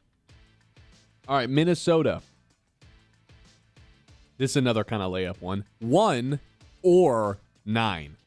What does 1 or 9 represent? I would assume that is the quarterback battle between Kyler Murray or J.J. McCarthy. I didn't know Kyler Murray was going to be rocking number 1 for Minnesota, so that's good to know. I think he's always been number 1, right? So shout out to him. And 9, obviously. I mean, you could have just said 9. That was an easy giveaway for them. Okay, ready? Here's the San Francisco 49ers. 25.6%. That's the number. 25.6%. 25.6% chance that Brandon Ayuk ever plays again, maybe? No, that's way lower than that. That's like 2.5. Is that the percentage of the radius that their stadium leaks into the electronic force field? No, okay, no. 25 points. Okay, wait. Is it 25.6% of their players got hurt last year? Something but health you're related? on the right track with injuries. I say it's got to be something health related. But it's one player's numbers because of injuries. Oh, Brock Purdy has only played in 25.6% of games with fully healthy 49ers? It's Christian McCaffrey accounting for 25.6% of the team's receptions last season due to injuries. It didn't really have anything to do with injuries. It had a little to do with injuries. But now, you know what I've just completely forgot? Mike Evans is now on the 49ers. It's a good signing. Chris Godwin thought it was AI. Seattle, 10. What does 10 represent? This has to be something defensively, right? No. Will you just give? It's not okay. Yeah, for sure. Yeah, best defense, won Super Bowl last year, but no, let's go a different route. 10, huh? 10. Well, Sam Darnold threw a lot of picks. It was more than 10. Sam Darnold, though, it's something Sam Darnold related. What could be number 10 for Sam Darnold? It could be an interceptions thing. That was how many picks he threw in the fourth quarter. No, not an interceptions thing. Think Jalen Hurts. Doesn't throw the ball. Tush push. Rushing touchdown. None of that involves Sam Darnold. 10 is I got nothing for you. the 10th different play callers that Sam Darnold will have in his 9th NFL season. Oh, that is pretty interesting to think about. Yeah, that is a Jalen Hurts thing, 100%. Who's the new play caller for Seattle this year, their new O coordinator? They just elevated some guy who was already on their staff, I believe. Yeah, Brian Fleury. Brian Fleury. Let's go with the Eagles, the team we just named. Okay. The number is, another percentage, 28.4. This probably doesn't seem that difficult to you. No, but when actually, you're just being given impossible. a number like that and just figure out what that is, this is really difficult. I'm actually just going to give this one to you because it's impossible. Patullo used spread formations 28.4% of the time last year. I would literally Let's go never to the say West. that. Oh, yeah, that was their spread formation percentage. I think you can do this one. 30.1. This is the Kansas City Chiefs. 30.1. What do you mean I think you can get this one? 30. It's a percentage. No, it's not a percentage. Okay, but still 30.1. Mm-hmm.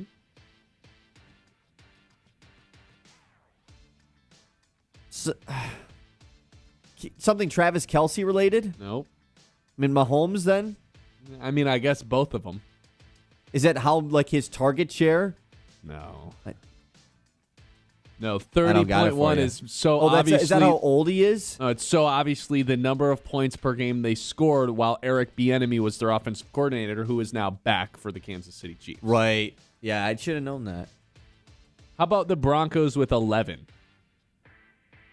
This is actually an obtainable one, I will say. 11. Like the Stranger Things character. Yes. Yeah. Like her. Like, can I get any sort of a hint? Like, Think about the way that Denver was winning games last year. oh, really goofy. Like 11 game-winning games or 11 like fourth quarter crunch time wins or something like that. Close.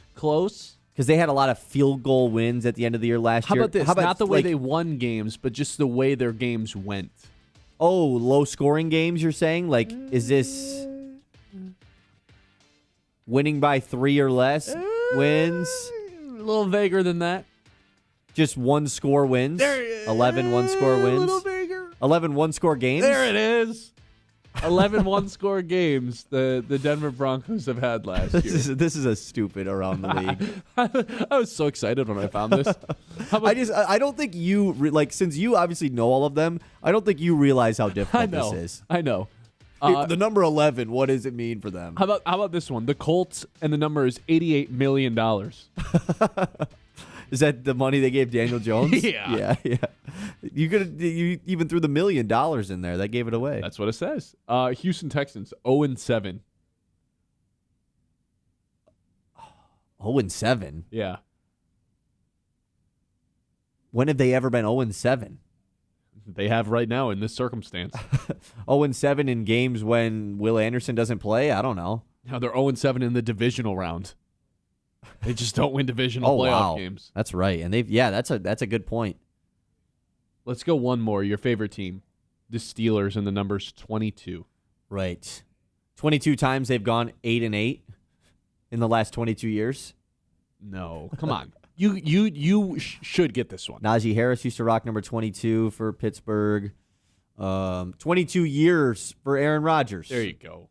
And on a high note. There we go. Okay, yeah. I'll take that. You didn't like that one? You didn't like that? I mean, it was league? pretty difficult. I'm gonna get you with something tomorrow. I think you can get this last one too if you want to go one more. Sure. Cleveland Browns 41. 41. Just it's don't overthink it. Cleveland Browns 41. 41 years of. I mean, they won a playoff game a couple years ago, so it's not that. It's got to be a years thing, though. No. 41 accusations against Deshaun Watson. I think that number was 55. It was 41 starting quarterbacks since the turn of the century. Oh, yes. I actually probably should have got that one, yeah. Yeah. Brendan Sorsby, soon to be added to that list. 989-837-6125. I liked that around the league. I'm not going to lie. I thought that was fun. If you've got boring floors or a sad shower, Premier Tile and Stone is here to rescue your surfaces from the snooze zone. These folks, they turn tile into art. I'm talking about kitchens, bathrooms, backsplashes, fireplaces. If it holds still, they'll tile it beautifully. Locally owned in Midland, but their work looks like it belongs in a magazine that charges $15 an issue. Giant selection of fancy stuff. I'm talking porcelain, ceramic, natural stone, and materials you probably can't even pronounce, but you'll definitely love them. Stop dreaming and start scheming. Visit the showroom and let your inner interior designer run wild. That's Premier Tile and Stone, where your floors get fabulous and grout gets glorious. The Ben Bosscher Show, built by Bresky Siding and Building Repair on 100.9.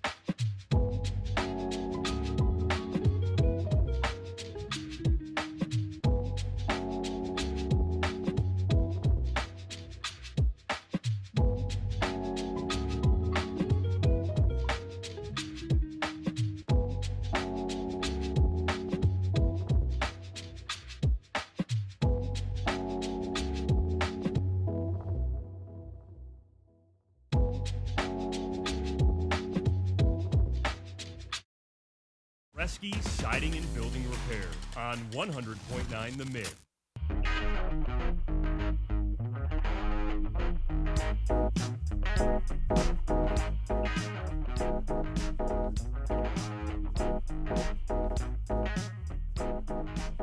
All right, at 11:15, we're going to talk to Stephen Goff from the Lansing Sports Network because he's going to give us a little bit of a better idea about what is happening in East Lansing right now regarding your president and your athletic director both just standing up out of their seat and walking away in the last month. That's coming up at 11:15. We'll kick off the 11 o'clock hour same way we started the show. Until then, Kyle, the Tigers All-Star voting, not really going according to plan right now, but also not exactly shocking considering the Tigers are over 10 games below 500. How many All-Stars do you think they actually end up with when it's all said and done? Because right now it feels like the answer might just be one. I think it is just one. Riley Green? Yeah. I think there's your answer. Obviously, Tarek Skubal being injured plays into this. If he was not injured, he, of course, would be an All-Star. But outside of that, I mean, there's the argument to be made for other guys. Casey Mize would have had an argument. He's certainly not been like a top 5 pitcher, though, in the American League this season. And then Kevin McGonigal's the other guy that definitely deserves some love. And Dylan Dingler, both of them 100%.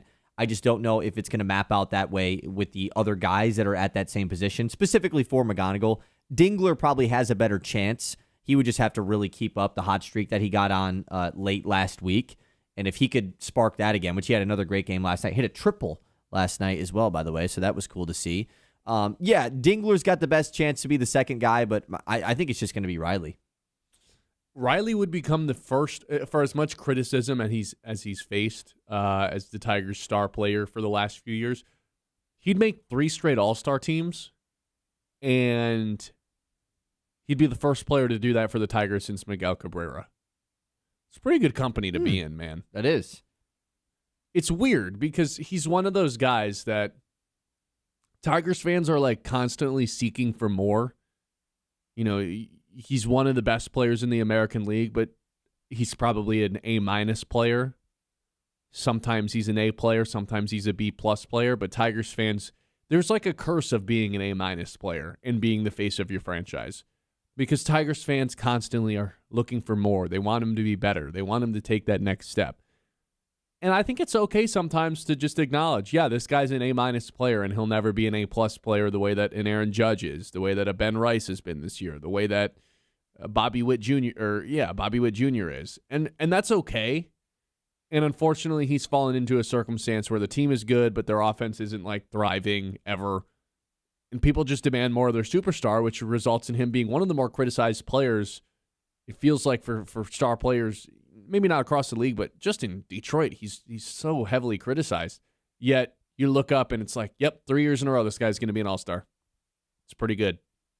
And he is creeping up on that total walks number from 2025. He's got 38 walks drawn this year, 46 all of last year, of course. Mm-hmm. So he's like just going to hit that probably within the next 2 weeks or so, which is pretty great to see. The strikeout number is still pretty high. Like, for as good as it looked at the beginning of May, like when he got on that hot streak of May, it was like, wow, not only is he starting to walk, he's just not even anywhere near the top of the leaderboard in strikeouts. That has piled up a pretty good amount here, but it's not that big of a deal if he is walking much more than he was last year. And he's still just outside the top 10 in all of baseball. It's not like he's leading the league or anything. And he's dang near 300 average at this point in the season too, which he was like a 270 hitter last year. So right, crazy difference. I never had a Spencer problem Torkelson's still the leader in strikeouts though on this squad. In second in home runs.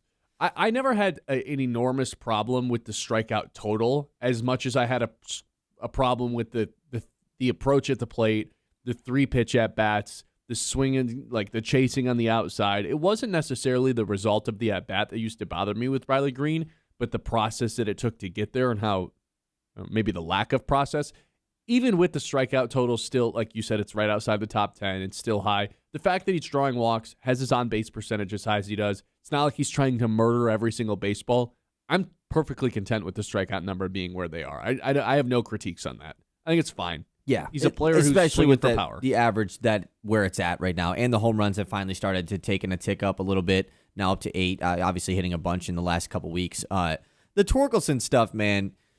I know. I'm just at a loss as to how to talk about this guy. It's just classic Spencer Torkelson. Be terrible for 6 days in a row, strike out 3 to 4 times a game, and then hit a home run. Oh, we're up by 5 and we don't really actually need the home run. Sure, let me hit a home run, get everybody convinced that I'm still doing fine, just enough to where you can't start a real conversation of what to do with Spencer Torkelson.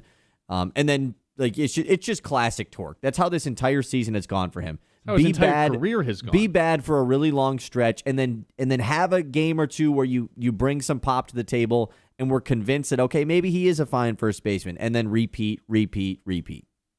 I mean, right now he's on track to have 25 plus home runs again, which is woohoo crazy. Every team's first baseman hits 25 home runs. That's probably the best way to put it. And I'm not saying that as lay off of him. He's on track to hit 25 home runs, dude. That's not what I'm doing at all. I'm just pointing it out.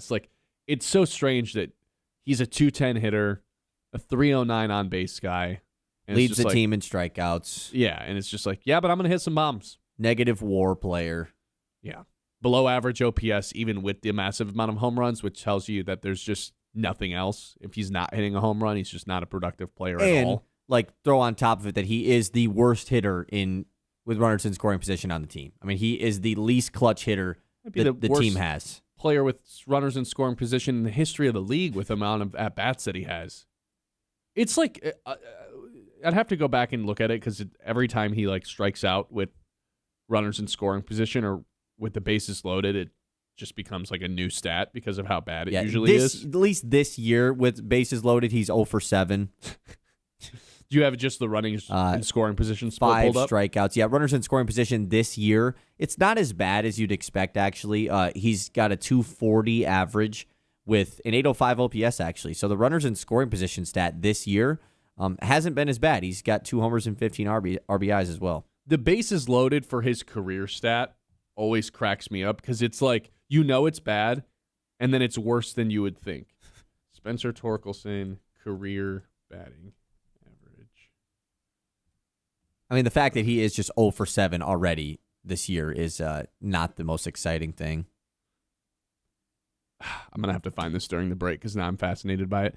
989-837-6125. This is the Ben Bosscher Show. We are live here on 100.9 The Mitt. Mr. Appliance, they're your go-to fast, reliable home appliance repair right here in Midland. From refrigerators and ovens to washers and dryers and more, they'll get you back up and running with confidence. Keep your home running smoothly with MrAppliance.pro. Like I said, we're going to kick off 11:15 by talking to Stephen Goff from the Lansing Sports Network to go over what the hell is happening in East Lansing right now. Kyle, do you have a 10-second explanation as to what's happening in East Lansing right now?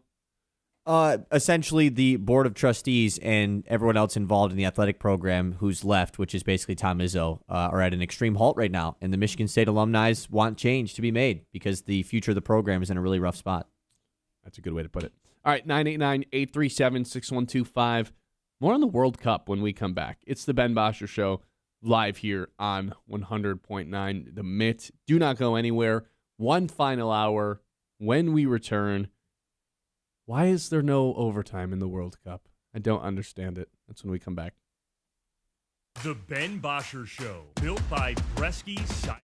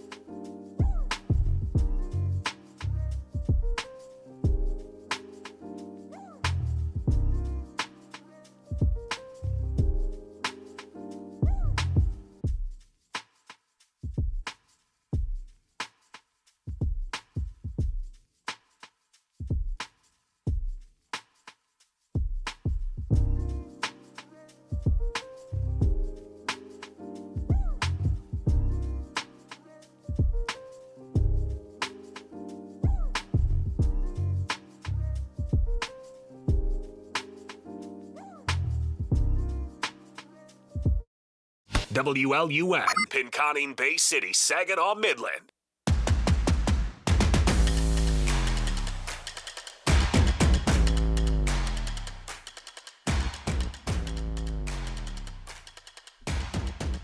Not to beat a dead horse, because we did open the show with it, but typically we do go back to the open to start out the 11 o'clock hour. And I'm not trying to rile anyone up specifically, because I do know we have some pretty passionate soccer fans that are in our YouTube chat. You guys got to help me understand this, though. I'm talking to those people specifically right now. You got to help me understand why tying is an appropriate outcome in the sport of soccer, when in every other sport, we are trying desperately to avoid ties and get overtime done faster. Think about what hockey's done. 3-on-3 hockey in overtime. Awesome. It's like a video game. That was unprecedented when they did it. Yet everyone likes it. Everyone's a fan of it. It becomes really exciting at the end of these games. Baseball. How forward-thinking did Rob Manfred have to be to say, you know what, in extra innings, we're going to put a runner on second base. We don't need games to go 4 hours anymore. We don't need to be playing into the 15th inning. In the regular season, we are putting runners on second base to speed up extra innings. It's amazing. The nuances of it, the forward-thinking aspect of both commissioners. Even in the NFL, they're trying to avoid ties the best that they can by increasing the scoring. Oh, okay, both teams are going to have the opportunity to score, which I guess takes away from, that would lead to more ties, but they're also putting the ball on the 40-yard line to start out the game to where, hey, you pick up 2 first downs and you're in field goal range for a lot of the kickers. You're only getting 1 tie a year in the NFL. College football, you have to go for it on 2 in the second overtime. Plus, after the second overtime, third overtime just starts with 2-point conversions. Let's see who can squeeze out 2.5-yard plays more often. They're trying to advance it. They're trying to make it quicker. I struggle to fall in love with the sport. And again, I really do mean this. I'm trying. I'm putting on these games. I'm watching them.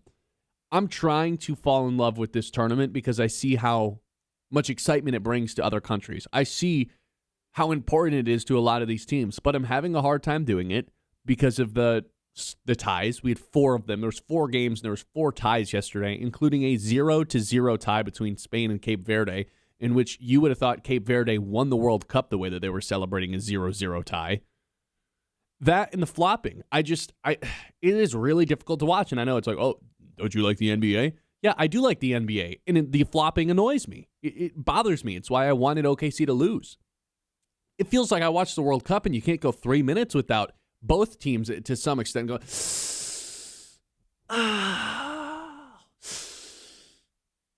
and holding their shin. So I look to the soccer fans out there. I promise you, I'm trying to enjoy this tournament, and I'm having a harder time doing it than I would not comfortable admitting, because I'm admitting it right now. Then I'd like to admit. I wish I liked this more, Kyle, and I'm having a hard time really enjoying this tournament up to this point. Yeah, I mean, I think it just, like you said earlier, it comes down to the fact that you're just not a fan of the sport in general. It's not the just fact that there's ties. Because if there was no ties and we didn't have the 4 ties yesterday, you wouldn't have been coming on leading the show like, man, the World Cup, it rocks. But I love the World Cup so much. It's just because you're not a soccer fan. Okay, but think about it like this. But am I correct? You are correct. But if there was a different sort of extra time thing set up to where ties were avoided and we had 4 different games go into a shootout or go into a smaller field, 3-on, whatever it ends up being, someone that understands the sport a lot better could come up with it that could guarantee a goal of some sort to end the game. And we had 4 of those yesterday because 4 times it ended regulation with a tie. We might actually be talking about dude, that overtime was crazy. We had 4 different teams end up winning the game this way in a really entertaining way. I think it's a problem with the sport. You're right. If no ties actually happened yesterday, we're probably not talking about it. But what if there was 4 ties at the end of regulation and there was 4 overtimes or 4 whatever you end up calling it, where it's like, holy crap, this tournament's great. Where instead it's like, yeah, we had 4 teams tie. But I think the argument is that Spain having a draw yesterday is great. It was a huge talking point. The fact that they did, if that game goes to extras and some team has to win, Spain probably ends up winning, and we don't get a huge, massive, quote-unquote, upset happening in this early in the World Cup. I don't know if I can get behind it being great for a sport or a match with it being a tie. When is that ever the case? Only with soccer. And I guess maybe that's one of the big picture problems I have with the way that the sport is set up, regardless of if it's World Cup or league-wise, or like whatever league you're talking about at the time, too. The flopping stuff is also just as bad.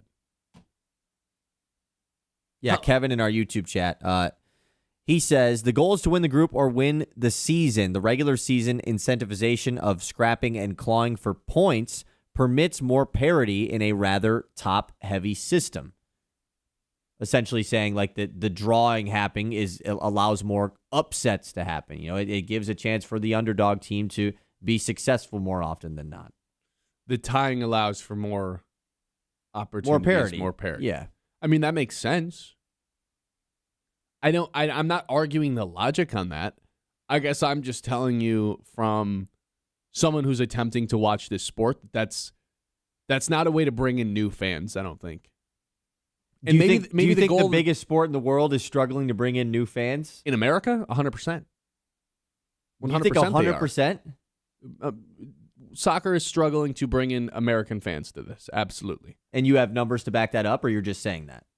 I don't have numbers to back that up at this moment in time, but I can guarantee it's not as popular as the other countries. I think what you're saying is just because you are not involved in loving it and growing the sport, that all of a sudden it means the country is not, meaning that they are involved in the sport as well. That's the vibe I'm getting. Perhaps, yeah, I'm sure that's the vibe I'm giving out right now. I do know for a fact it's not as popular as the other four sports in this country. So it does make me wonder of like, okay, maybe the World Cup has no interest in like gaining United States fans, but I have a hard time believing that if they're bringing the tournament to the United States, you know? I feel like it's just such a niche audience. It's a niche group of fans. The World Cup is a niche audience? In America, it's the biggest yes. sport in the world, though. In the world, yes. I'm talking about just in this country. It's a very niche group of fans. It's not like the finals where it's just like, they're on the Knicks are in this. Can you believe it? It's not like a. I think you're off here, man. Point here. I think you're off. I think a lot of people are more into the World Cup than like, if people don't follow the NBA, they're not sitting here talking about the Knicks and Spurs in the NBA Finals. Similarly, that we're not talking about the World Cup, you know? I mean, we are talking about the World Cup. We've spent a long time talking about the World Cup today. So maybe it's growing in popularity for other reasons than just, the soccer aspect of it. I'm with you in the fact that like football in the sport of or in the world, in the country of America is clearly like dominant. Like there's no doubt about that. But as far as like a league to league aspect or whatever, or if you just want to do the professional outlook of sports, I don't think soccer is at any sort of a struggle for fans in America. Yeah, that makes sense. All right. Well, I want to talk about the Michigan State saga and what's going down right now. So we're going to talk to Stephen Goff, the Lansing Sports Network, when we come back. You lost the president. You lost the AD all in the last couple of weeks because of the board. What is going on? What should Michigan State fans expect moving forward? So we'll get Stephen Goff's thoughts on this when we come back. 11 o'clock hour is brought to you by Yiter Insurance. Life happens fast, and at Yiter Insurance Group, they are here to make sure you are covered every step of the way. Locally owned and trusted in Midland for decades, they treat you like family, not just another policy number. From home and auto to business and life insurance, Yiter is the right coverage for every stage of life. Their team makes insurance simple with expert advice and real people you can talk to. That's Yiter Insurance Group. We'll be there when you need us since 1940. The Ben Bosscher Show, built by Bresky Siding and Building Repair.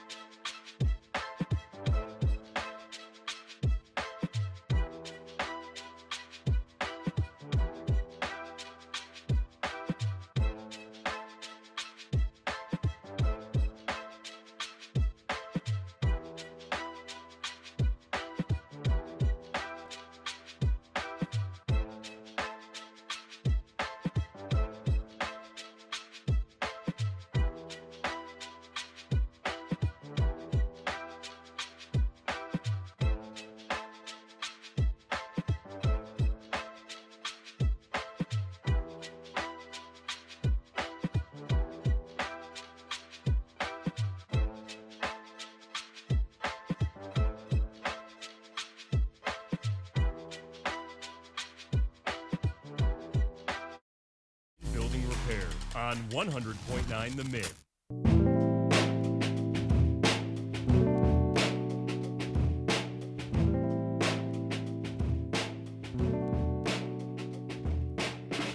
So Stephen Goff should be joining us here momentarily from the Lansing Sports Network. Look, man, I feel bad for the Michigan State fans out there right now. It's not like you lost your football coach. It's not like you lost your basketball coach. This honestly, I don't know if it's worse than that, but it's big picture issues at Michigan State that after the last month you feel like are never going to be resolved. There are some truly problematic people on this board that are going to continue to drive people away because Jay Batt, I mean, that's a guy that you and I were incredibly optimistic about when Michigan State hired him a year ago, about a year ago today, because of the fundraising that he had done at Georgia Tech, because of the amount of donations he had received at Georgia Tech, because of the NIL programs that he had set up and funded at Georgia Tech. And then he was going to come over to Michigan State and hopefully do the exact same thing. And he's gone in a calendar year driven out by board members. The president leaves for Clemson, takes a pay cut, less money to leave and go to an ACC school.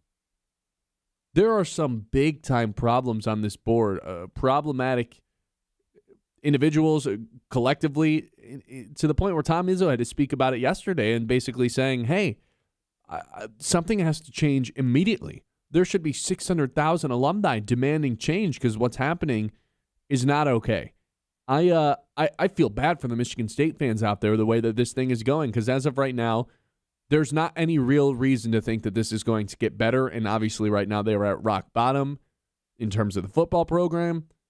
You can be as optimistic about Pat Fitzgerald as you want. It feels like he's got a pretty dark cloud over him, not to his own fault, but from the board that's just preventing him from maximizing his potential. And it doesn't matter if it's Pat Fitzgerald or Nick Saban. It feels like anyone who comes in is going to run into some pretty tough limitations as to what they can bring this program to be as long as this board is entrusted to bring in the right people because apparently nobody can get along with these people on the board. I don't even know what to say about it, to be honest. That's where I'm at with the Michigan State athletic department, I guess. Yeah, it's really tricky because even Pat Fitzgerald yesterday, MSU has this jersey patch announcement that they make, so that's why there was all this media it's pretty rough timing to announce this new thing that's going on. So Pat Fitzgerald, Tom Izzo, all the coaches there to talk about it. And Izzo has always been a guy that is not afraid to share his thoughts and opinions on like the grand scheme of the league and the NCAA as a whole, but specifically about Michigan State. You don't see this very often out of Tom Izzo. Nobody likes and loves MSU more than Tom Izzo. He is Michigan State, and he embodies everything there. And when he is as adamant he is about things need to change. The alums need to get banded together. We need to use this as a point of rallying going forward. I mean, Izzo has no reason to do all this, right? If Tom Izzo was truly like a 70-something-year-old man like he really is, this would be his reason to up and be done, right?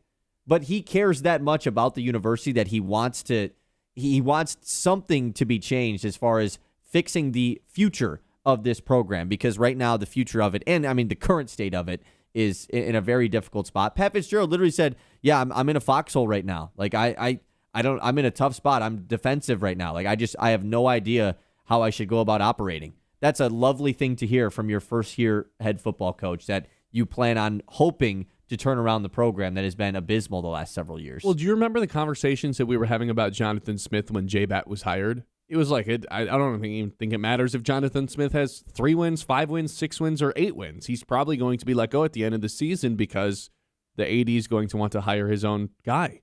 And then J-Bat did exactly that and hired Pat Fitzgerald. And it was one of those situations where there was no coach. I mean, there was a coaching search, but it was clearly being done before Jonathan Smith was fired. Because remember, the whole year we were like, why is Jonathan Smith not fired? Why has Jonathan Smith not been fired yet? And then he finally is fired, and it's like, hey, here's Pat Fitzgerald. He found his guy during the season in Pat Fitzgerald. And now you're bringing in a new AD, and we have to have this whole song and dance again. And ideally, you let a guy coach one singular game before you're looking for his replacement. Yeah. But, dude, that's just like human instinct. If you're an AD, you want to hire your own football coach. It's just what it is. Yeah, like J-Bat literally was responsible for starting the Sparta Revenue Fund that got Greg Williams, the Acrisure guy, completely involved with things at Michigan State, the $500 million renovation or whatever. Like, the giant Spartan statue outside Spartan Stadium that looked like it's from Rome. That's what J-Bat was responsible for in 1 year at MSU, and now he has decided, I just can't do this anymore. A ton of political turmoil going on right now as far as between the board and the president. Gary in our YouTube chat is asking if Kevin Guskowitz, who is the president that's leaving for Clemson, has signed his contract at Clemson yet. He still is at Michigan State. He said he would be the standing president until they find a successor to him. So he's going to be in charge of hiring the interim athletic director as well. But you want to talk about, the board is now in charge of finding who their next president is going to be. And you have lawsuits being thrown out left and right between the university and the board. You have all of this stuff going on, and now you need to hire a new president as well. And then that president needs to hire the new AD. Because your AD, J-Bat, left, we didn't even bring this up, for Kentucky, a bottom barrel SEC team, because I guess you'd rather be a bottom barrel SEC team than a Michigan State, than a bottom barrel. Sure. Yeah, than a bottom barrel Big Ten team. Yeah, it's for a sport that is so aggressively moving forward, as far as you cannot be left behind in the entire NCAA atmosphere, whether it's basketball, football, whatever sport it is. It has never moved at a faster pace than it is right now. Michigan State is falling down the stairs. Mm-hmm. Like they are tumbling backwards when every other school is taking the escalator up right now. Like, it has been just this past couple weeks. It's unbelievable to think how poorly this has been managed. Well, it's in football too. It's in today's climate of the sport. It's so easy to be like, well, because of the transfer portal, you can rebuild your program in 2 years. Look what Indiana did. It's like, okay, yeah, that's if you have a great infrastructure, great AD, great head coach. A lot of things have to be right for you to be able to execute the portal and take advantage of it like that. I don't think there's any foundation at Michigan State whatsoever right now that leads you to think that they can build a 2-story building, let alone an empire in football. They seem decades away from that right now. And the second that changes wanted to be made with how the board handles their structuring of making decisions that are hopefully for the better future of the university, the president decides, you know what, they're against that, then what's the point of me being here? And now there's extra stuff thrown on top of it of, well, he spoke out, that was the reason why he's leaving was because of this and that, and it's all this it's like high school drama. It feels like right now with the board of trustees, and like that's what Izzo said. He's just like, I'm sick of it. Like this is just such a tarnishing look on this university that I love been through so enough much. In the last couple of years, also. Well, exactly. I mean, that's what I've seen this take, and I agree. Like, ever since the Mel Tucker stuff went down, they have just never recovered. And the only thing they can hang on to right now is that they have a figure like Tom Izzo at the university. And the second that he decides it's too much, then what? Then what's going to happen? Yeah. Yeah, it's been ugly to say the least. For the Spartans, and I would love to tell you there's a light at the end of the tunnel right now. I think Pat Fitzgerald was a fine hire, but unfortunately, it feels like you have ankle weights on. And like, what's he supposed to do? You know, like now we're going to put all this pressure on Pat Fitzgerald to what? Like, To win the 4 games? expectation's going to be terrible. Yeah, and what's he supposed to do? Like, he's not coming from a spot like Kurt Signetti was, where he can bring all these guys in, and now there's all the like. What donor wants to get involved with what's going on at Michigan State right now? None. Why would they? Exactly. Why would anyone want to donate money to Michigan State And right now? I As long as this guarantee board is still intact. I guarantee the active ones are certainly monitoring this situation closely. Yeah, Aquasher guy, Matt Ishbia. He's like, why am I donating? Why am I spinning money down the drain just for them to do nothing with it, nothing productive with it, except fire everyone, or not even fire, but like make everyone want to leave? Yeah. I don't know what's a bigger red flag. I guess they kind of just go hand in hand. The president taking a pay cut to leave and then throwing names under the bus on his way out, or the athletic director being like, "Yep, he was right. See ya," and going to Kentucky. Good golly, man. I feel for the Michigan State fans. Yeah. 989-837-6125. We'll hit the news when we come back. This is the Ben Bosscher Show live here on 100.9 The Mitts. We'll be back. The Ben Bosscher Show, built by Bresky Siding and Building Repair on 100.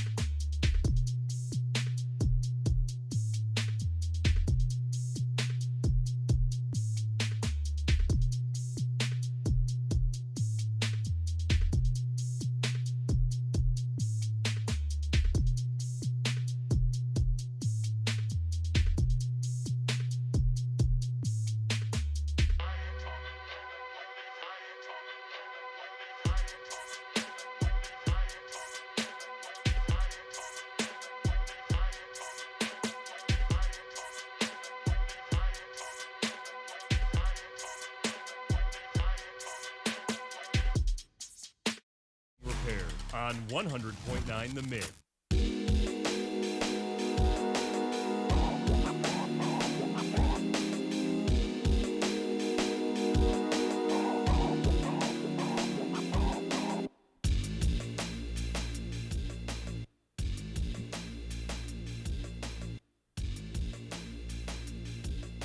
All right, let's make sure we know what's going on the rest of the day. Here's Kyle Sandel with the news. The Mitts Morning Catch. Okay, we're back in the news. Tigers going to try to keep things rolling tonight. They're back at 8:10 once again. Framber Valdez versus Hunter Brown, who is returning from the injured list. He's only pitched in 2 games this year. First appearance since March the 31st. Hunter Brown, of course, it feels like he faces the Tigers twice a season, and there's a reason for that, is because he went to Wayne State, the Detroit kid, so it's always a fun story when he gets to play against the Tigers.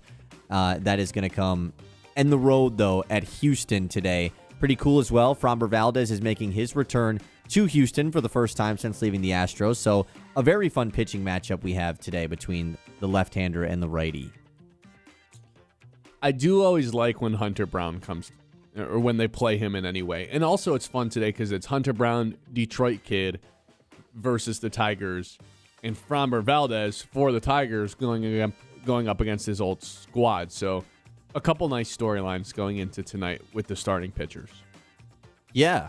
Should lead to a fun story from Benetti. Yeah, Hunter Brown is as well coming off of an extremely amazing year last year and trying to build off of that after not pitching much so far this season. Let's look at the Covenant Healthcare Orthopedics and Sports Medicine injury reports. We've mentioned it a few times today, but just worth reiterating. Troy Melton gets scratched leading up to the first pitch of yesterday's game due to some back tightness or soreness, lower back, that is. And then Gleyber Torres leaves the game with pain in his side. Nothing confirmed as far as the significance of either injury for these guys. Hopefully the Troy Melton thing was them just being precautionary, and Troy Melton does not have to have an injured list stint.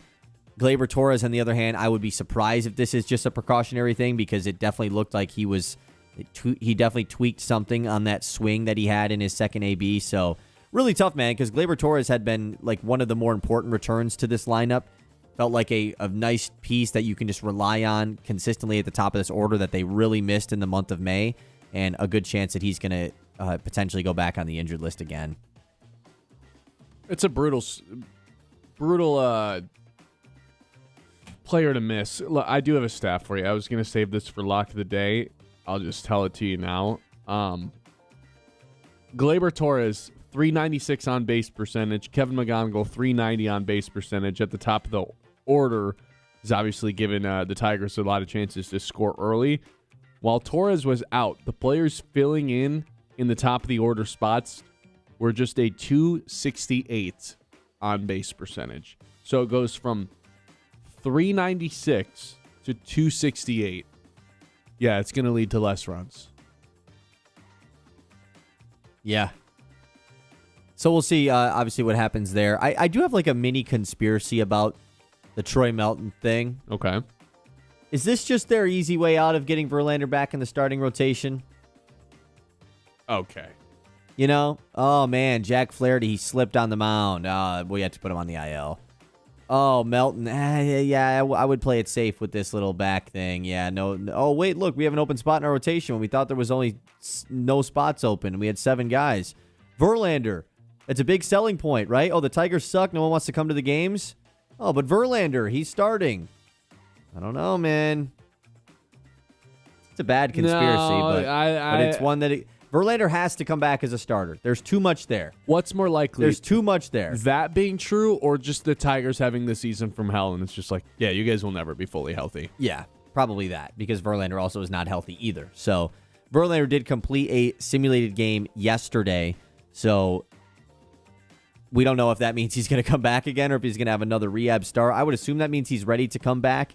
He's had 2 rehab starts now. One of them went well. The other one went not so well. Had the sim game yesterday before the Tigers game that was in Houston. He was with the team. So we'll see what happens. Definitely going to be following that. And we'll see, I'm assuming by first pitch tonight, we will get an update on both Troy Melton and Gleyber Torres. How Yuli still remains on the lineup sheet No, I searched Max Anderson earlier just to see if there was anything movement-wise there. Got nothing. So that stinks. Meant to throw this in the news yesterday, so we'll do it today. Frank Ragnow spoke this weekend for the first time, really, since he tried to come out of retirement. And here was one of the quotes that he said, had a lot to say, but just one of the quotes he said, "To shoot it straight, I was trying to will myself to play, and my body was telling me otherwise, and I was just in a paralysis, like, if you will. I did not plan on retiring in the middle of the summer, believe it or not. I was trying to get like, you know what, you can do it for the guys, for the fans. This is who you are, but my body just did not allow me to."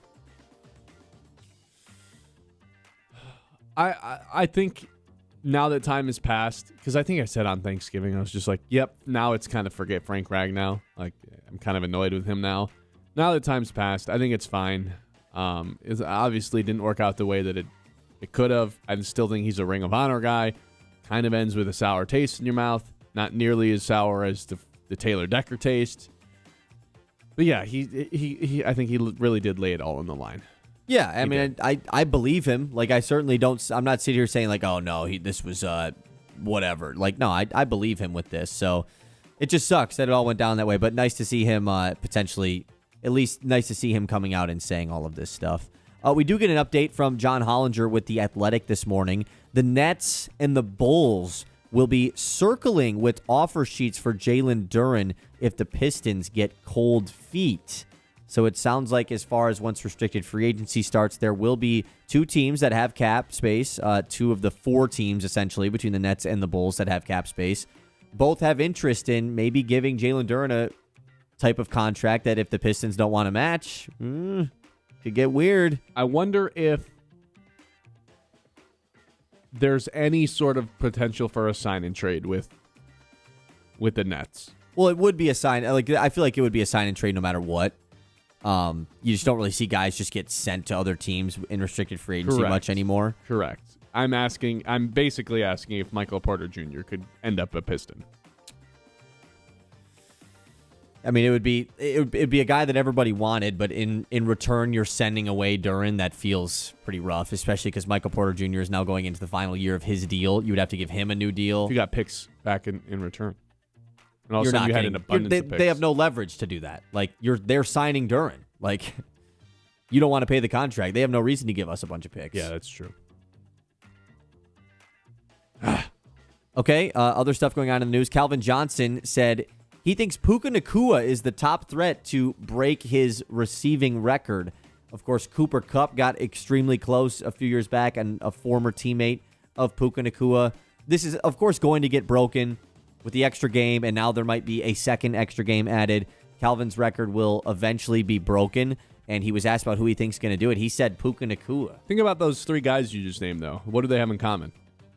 Matt Stafford. Yeah, who is throwing them the ball? Matt Stafford. Yeah, of course Puka is going to be the top guy because Matthew Stafford's going to be the only guy that plays quarterback that's ballsy enough to be like, yeah, you're just getting 14 targets every week. Good luck. Don't die. You should have asked Calvin Johnson that question. More stuff in the news. The Bulls have agreed to hire Tiago Splitter as their next head coach. He was the interim head coach of the Portland Trailblazers this year, amidst all of the Chauncey Billups. Basically since like game 3 of the season, Tiago Splitter was the Blazers head coach. The Blazers went under new ownership during this season as well, and there's been a lot to be said about the new ownership group, that they are going to be relatively cheap.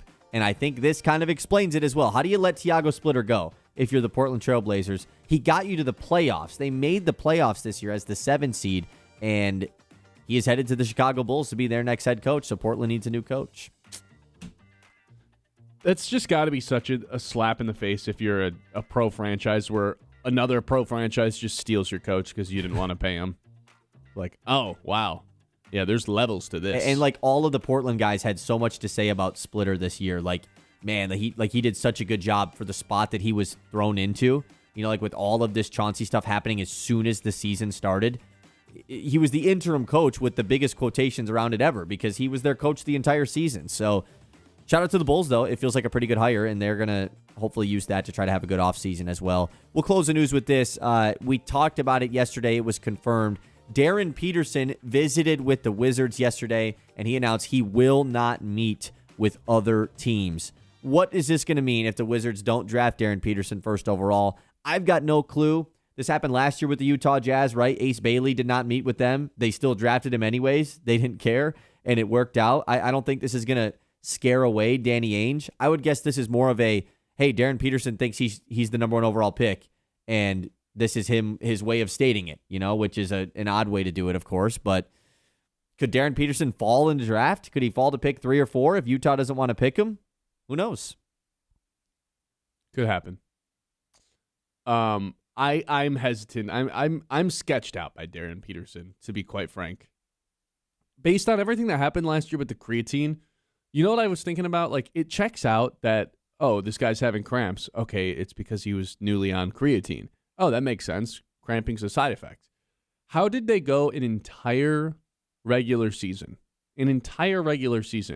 knowing that he was taking creatine for the first time, knowing that he was cramping, and never connect those dots once? It's not like he's out on his own. He's got a medical team with him, being at Kansas basketball. How did no one think, what the cramping actually might be? The creatine. The number one side effect of that is going to be the cramping. So that's where I'm like, I don't know. Something still seems a little bit suspicious. Well, I think at one point he did stop taking it. Like, I think that was kind of the whole reason why he was healthy in the back half of the year. Is he said, like, yeah, I stopped doing it because it clearly wasn't helping me. Yeah, I don't know. Would you still have him 1? You've been a big Peterson guy. I've never had him 1 though. DeBonce's 1. I just think Peterson is for sure number 2. And I've always felt that way. And I think he's going to be a superstar. I think he's like an extremely good player. But yeah, it's never a good start when stuff like this happens before you've ever been drafted. Yeah. I'd go DeBanza 1, Caleb Wilson 2, Boozer 3, Peterson 4. I'm pretty sketched out by the Peterson stuff. 989-837-6125. This is the Ben Bosscher Show live here on 100.9. The mid 11 o'clock hour is brought to you by Yider Insurance. I'll be honest, though, I don't really know anything about technology, and that's why I trust Link Technology in Midland. They handle all the complicated stuff like IT support, cybersecurity, cloud solutions, networking, so you don't have to stress about any of it. Whatever your business needs, their team knows exactly what to do to put you in the right position and help you understand along the way as well. Link Technology, the experts who keep your business running smoothly so you can focus on what you do best. The Ben Bosscher Show, built by Bresky Siding and Building Repair on 100.9.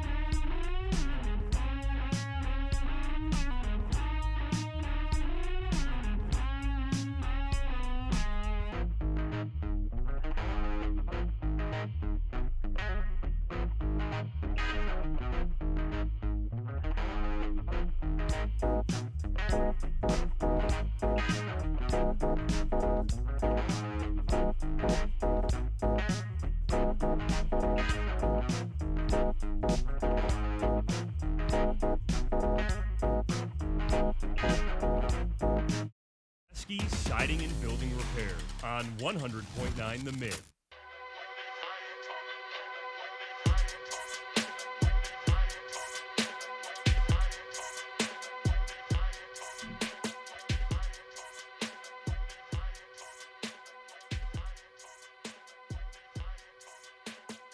All right, Kyle, we have 3 traditions to close out every single show. And the first of those traditions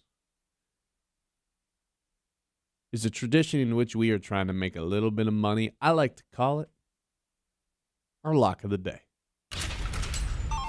Lock of the day. You better lock it up. No, you lock it up. Lock it up. Lock it up. Lock it up. All right, Kyle.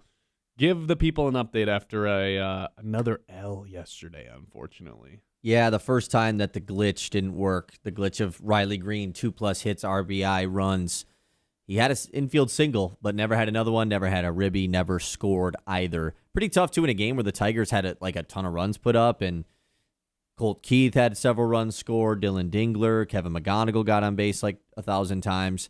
Riley Green was unable to. It's the first time that bet has not hit. So you're still up in the month of June, but now you are in that weird moment where if you lose one, you're down. You're 0.57 units up in the month of June, 12.6 units down in 2026, and you're off to an 0-1 start this week.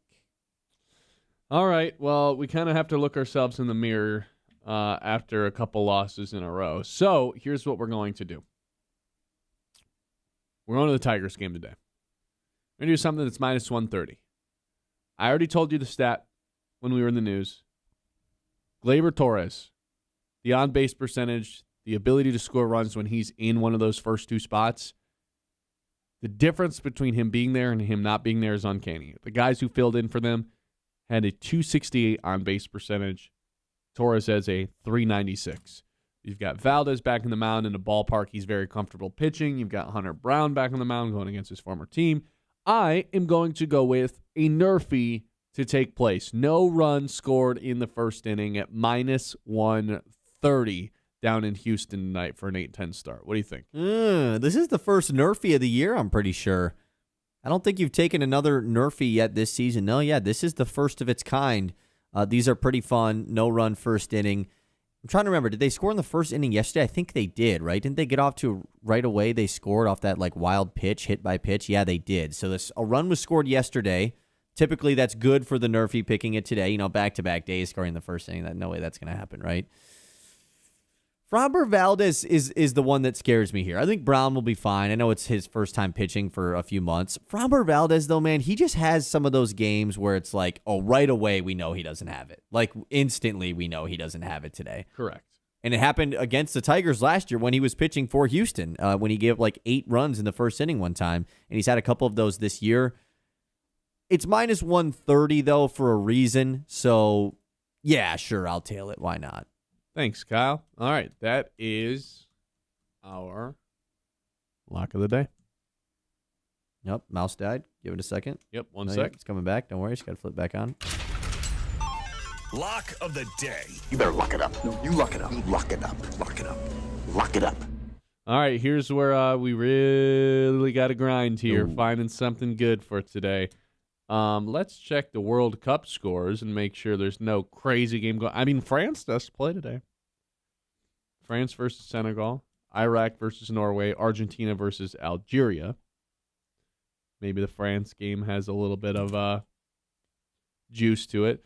Let's check baseball. We've got Dodgers and Rays with Robleski on the mound and Rasmussen on the mound. Ooh. I don't know if we're going to be able to top that one.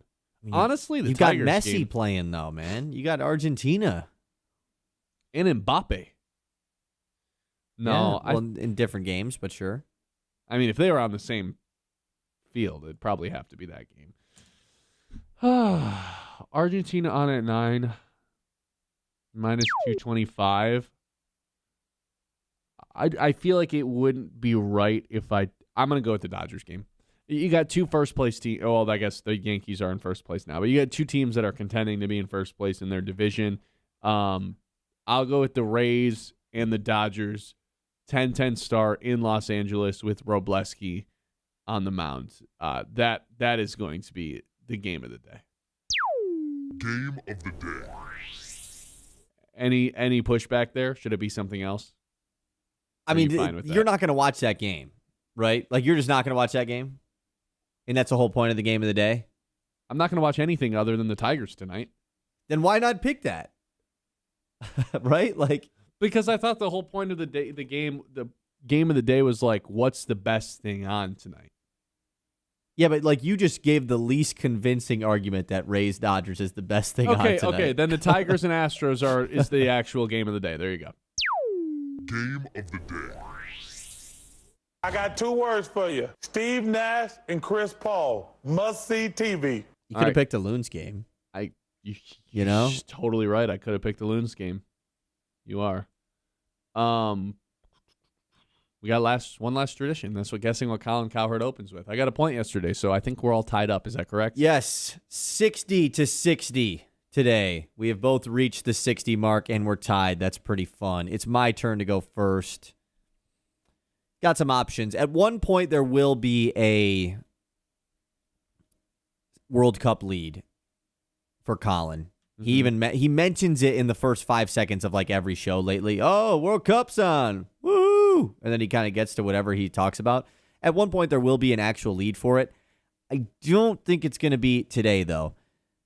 I think it's the Brendan Sorsby stuff today. I think he goes back to that with him entering the supplemental draft. This is perfect because college football he never really leads with unless it's like Arch Manning.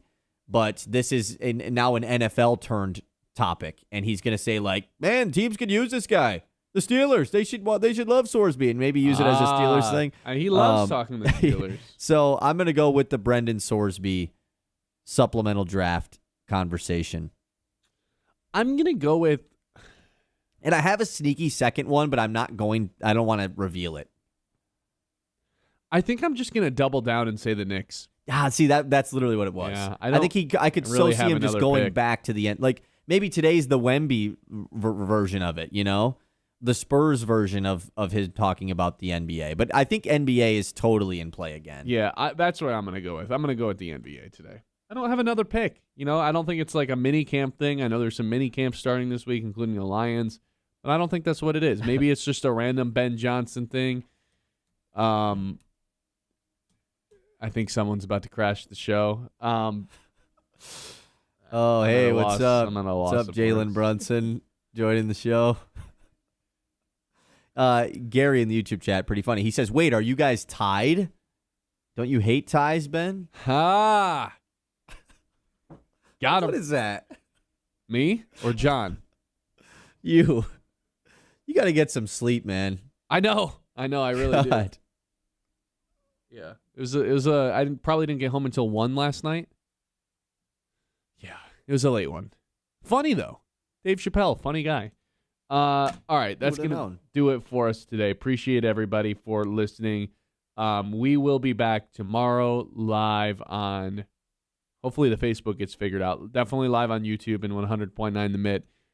Instagram, TikTok, YouTube Shorts as well. Go ahead and like and subscribe there so you don't forget when we do go live at 9. You'll get notified. Stay up to date on all the latest news, including the Sam Laporta update that Dan Campbell gave this morning ahead of rookie minicamp.